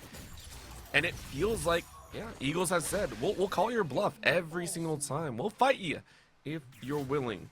At this point, 13.5 minutes. Plates will fall in just a bit, and this is probably the, I won't say quietest of the plate taking, as Botside has lost 5 plates in total. But it has led to a very heavy shift over there in the mid lane. Oh, there's a fight mid. Seen everyone kind of dance. Yeah, that's going to be Blimp actually taking 1 kill, as now we zoom on over, as it looks like a huge gift has landed into Glamp's pocket. Blimp says, screw the plates, I got their lives. They'll grab 2 kills, maybe more. There is a turret here that they can look for. Preem as well. Okay, that's 3. Another chance. Tower dive, baby. Let's go. Cool.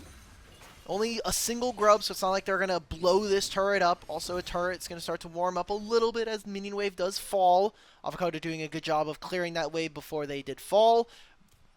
Fine answer coming from the Chargers. Maybe this game is just going to be like a 1 step forward, 2 steps back for both teams. Like, cool, we just won the Dragon fight. Now we try to stay in mid and we lose a trade. Glacial's getting picked off there. And how funny would it be if you are on both teams and we looked at these games earlier on, and it's Glacial having 2 back-to-back games, looking a lot stronger than his opponent. Tilted top laner, despite winning some of the lane matchups, faltering as we get closer to team fights. Like, the way that these 2 mid laners, or these 2 solo laners have been pivotal to their team's wins and losses here in this game number 5.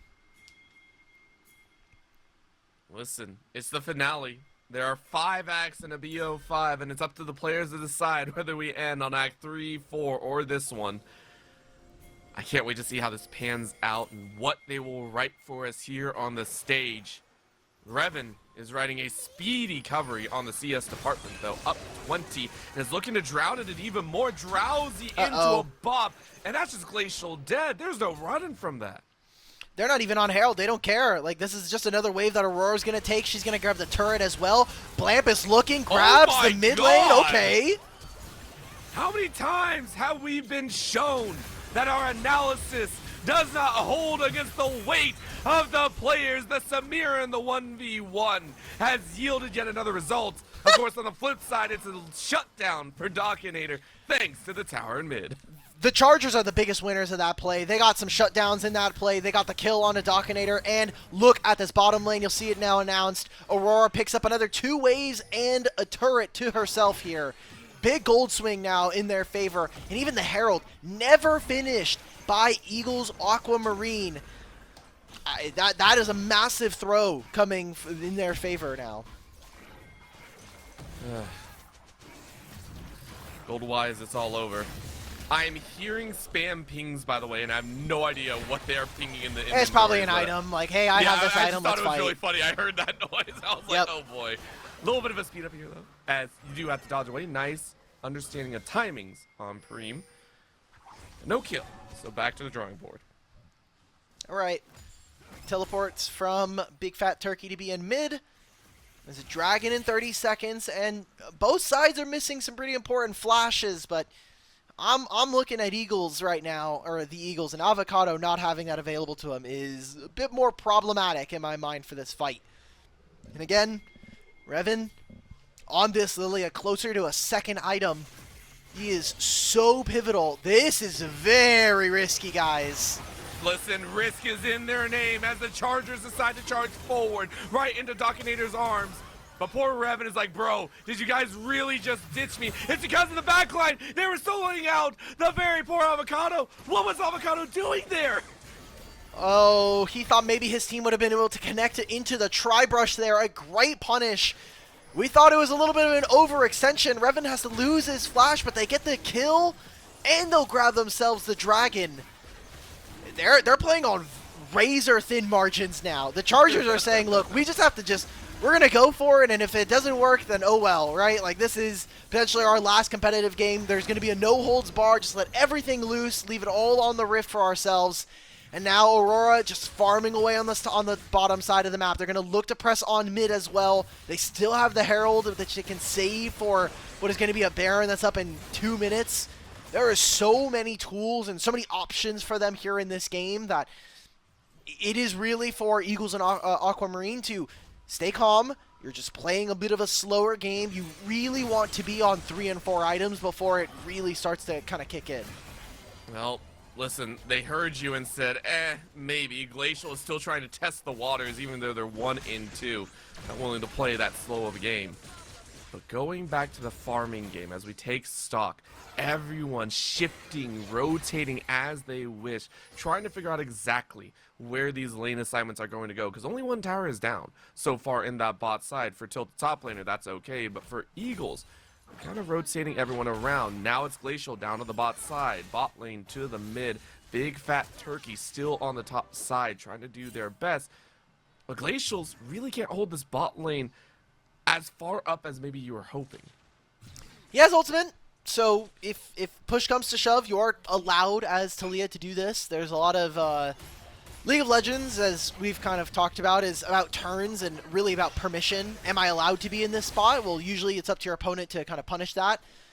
As we saw, is Big Fat Turkey allowed to be that far or that close to Aurora? Aurora says no. So Preem decides to take a quarter of his HP with an electrocute combo.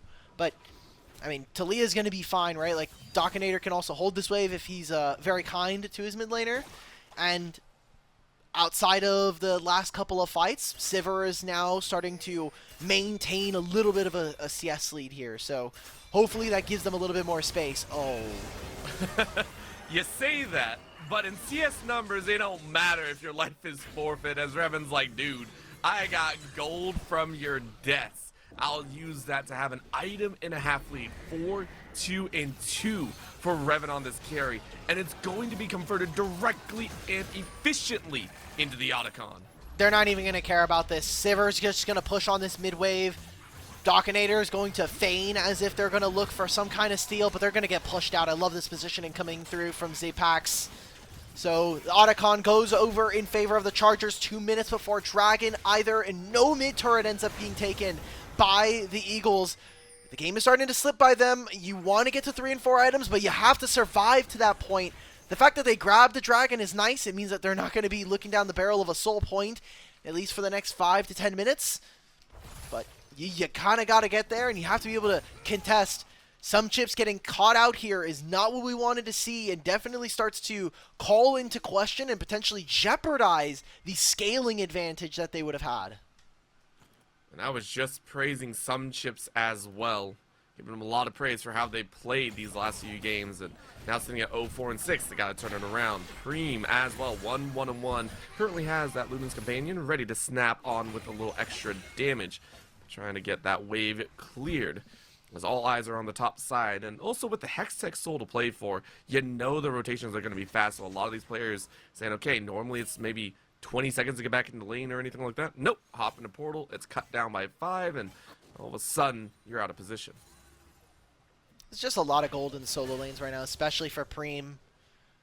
You got those 2 waves on bottom lane and the whole turret. Now, like, I don't think that the Eagles are properly matching where they want to put some of their lane assignments, so you see a lot of pings going on towards top side. Preem really wants to grab this turret if they can make it happen. You saw an early show there from Zipax. Forces the Eagles to move forward. You are way too far up, brother. Yeah, Revan was looking, tries to get the sleep, but only tagged 1. I don't know if you want it, but Tilted Top Laner says he does. And you overextend once again. Walking in 1 by 1, this ain't a gladiator pit.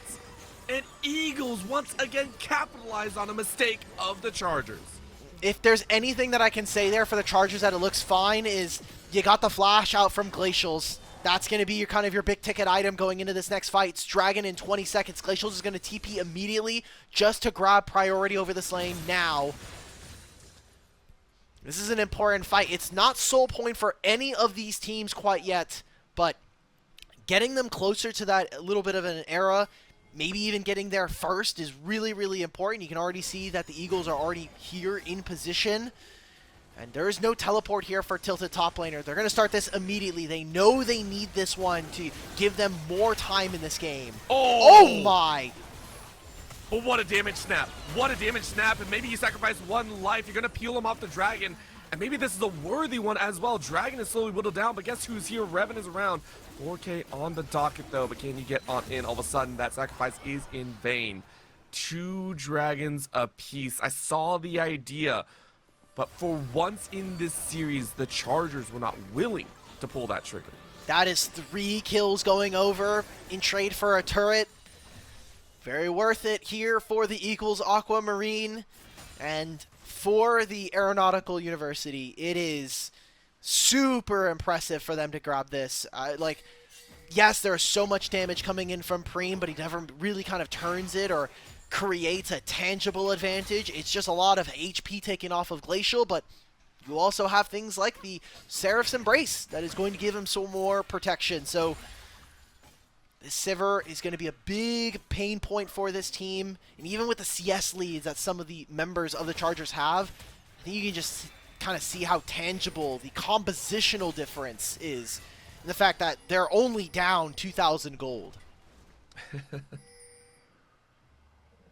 Only down 2,000. They hope to bridge that very, very soon. Held in the mid, Avocado. Saying, okay, we're good. No big deal. We'll go ahead and keep free farming. Bump it up to 203. Next objective on the map is that Baron in just about 20 seconds. And we're seeing that ward line be drawn a little bit closer to that mid-river, but populated all the way throughout.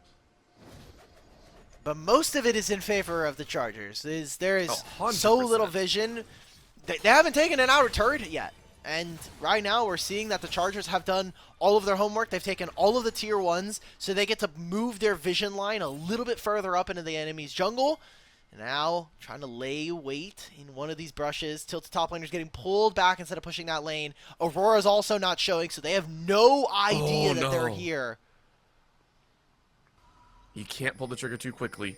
The first time, it's Death Breath versus Death Breath. Glacials now steps out, and if they waited just 2 seconds longer, It would have been enough, but Glacials braves the darkness and steps back into the light of the mid lane.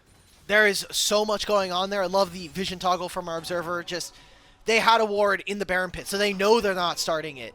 That is their window, their only opportunity to kind of go for a play like that. And I like the patience coming on through. Frame, this is fake.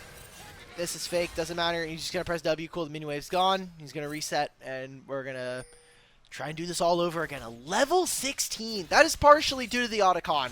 That is a massive advantage there. If I'm the Chargers, I'm asking, okay, look, we have a massive lead now. It may not be in the gold, but you look at the experience, that alone is giving us thousands of gold between us and our lane opponents. So we should be more than comfortable with trying to pull them towards some of these objectives. Let's see what that tug of war takes them.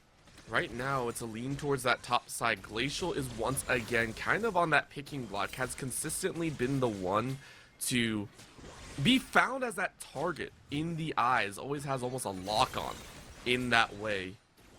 So playing this one much safer, much further back in a scaled up 3, 2, and 1, 2 items completed. It's the dancer on the Baron. That's really all this is. Scuttle being handled by Revan. Until someone steps out of line, until someone crosses that ward vision, I don't see it changing anytime soon. Nice use of the Void Scuttle. Pushes out all of this vision. This is getting a little bit dicey. Baron is not impossible to deal with. There's a dragon in a minute, and if they don't have a ton of damage here. Most of their damage for objectives, specifically around this Baron, is around this Aurora and around this Lilia. So if they're not in here, if they're not near the pit, it is way easier for the Chargers to kind of get around this. Well, they might have. That's going to be a swing, and that's a sleep of 3. Losing Lullaby into the Aatrox Slam. It's a bloody death for 3. As Chargers pull the trigger and find the perfect fight. Big Fat Turkey is up on the table, cooked and ready for Blamp. And that will be the 4 they need for the Chargers to break this game in the Baron wide open. Vision control completely dominated in that fight. They had no idea Revan was going to be able to flash over that wall. He gets a 3-man sleep. Tilted top laner with the Aatrox, slams them down, and might have just ended this series here. 15-10 and a Baron at 28 minutes. The Chargers will finally find themselves with a massive enough advantage. They will recall here and get ready for a dragon in just a few moments' time. And that right there feels maybe the last death nail here for the Chargers to end what could have been a reverse sweep of the Eagles. I'm telling you, it's the power of friendship. It faltered for 2 episodes, but this 5th in the season is showing up big. They are fighting together and ensuring that they are holding hands as they face the opposition. And for the Chargers, they're setting up their vision line again. Take a look at this. Z-Packs this time saying no big deal. I got everything. Stepped over the Scryers. No big deal either. And the Dragons already booted up with Preem up on the wings. It's no way contestable as the University of Alabama and Huntsville, they will put themselves on Soul Point. Okay. It's really important. 29 minutes, so at 35, 55, that dragon is going to spawn. You can see right now, the Eagles are just trying their damnedest to just pick up gold wherever they can, because it's about those 3 and 4 items. They're so close to an Infinity Edge done here for Avocado. They've already had those 3 items completed for Glacial. Big Fat Turkeys also on the way. Dockinator there. If they can hold on for these next 4 minutes, their chances of winning are going to only go up and to the right. But they also need to be able to survive. They need to be able to stop the push. That's what the Sivir here is for. And to not do their patented mistake giving. Stepping over the line, saying, hey, I can make this happen. Getting caught out. That's what they don't want to do. This is clinical. This is pull until the Eagles cannot be pulled any further. As that's inhibitor tower going down. Double cannon minion will do that. This is the appropriate play for the side of UAH. As they will start to build and use their 5.4k lead. This is also a historical moment, not only in the fact that, you know, for both of these teams, we're here in the grand finals, but this is also our first full best of 5 series for Fearless, anyway, here in the NECC. They've only really had 3 of them so far, so it's not that much, but the fact that we have already, you know, we're closing out the year with even more precedent to be set, it's, again, just all of the threads really kind of coming together here in this one moment here tonight. So for everybody at home, thank you for joining us so far, and hopefully the end of this series can provide the entertainment that it has been kind of teasing us with so far. Of course, the end of that rope will be in front of us as another tower will fall. That is the last of the outer towers. We are now looking at 2 inhibitor towers and 2 Nexus towers alone. For the Chargers, they're doing everything by the book. No overextensions, no willingness to dive. Let's play this smart and play this nice. Big Fat Turkey in the 1v1. Stat checking a little bit, a tilted top laner. And Revan is here to play as well. 4 being placed here on the bot side. The Pax joining on in. It's a slow burn of the base. And Eagles need to start getting a little bit desperate. They're losing more and more of the base. They gotta find a time to pull that trigger. Infinity Edge is done here for Avocado. No flash for the next 45 seconds. Inhibitor 1 will fall. It's in mid lane. Again, this does not matter. You have a Sivir. She's going to hoover up all of these minion waves. Same with a champion like Talia. Preem is looking for a little bit more damage on the Fat Turkey. It, again, will not matter. We're going to look for a second inhibitor. Again, until that Nexus falls, I think it is less and less meaningful. What I'm looking at now is the Hextech Soul that spawns in 2 minutes' time. Ooh. Maybe that's what...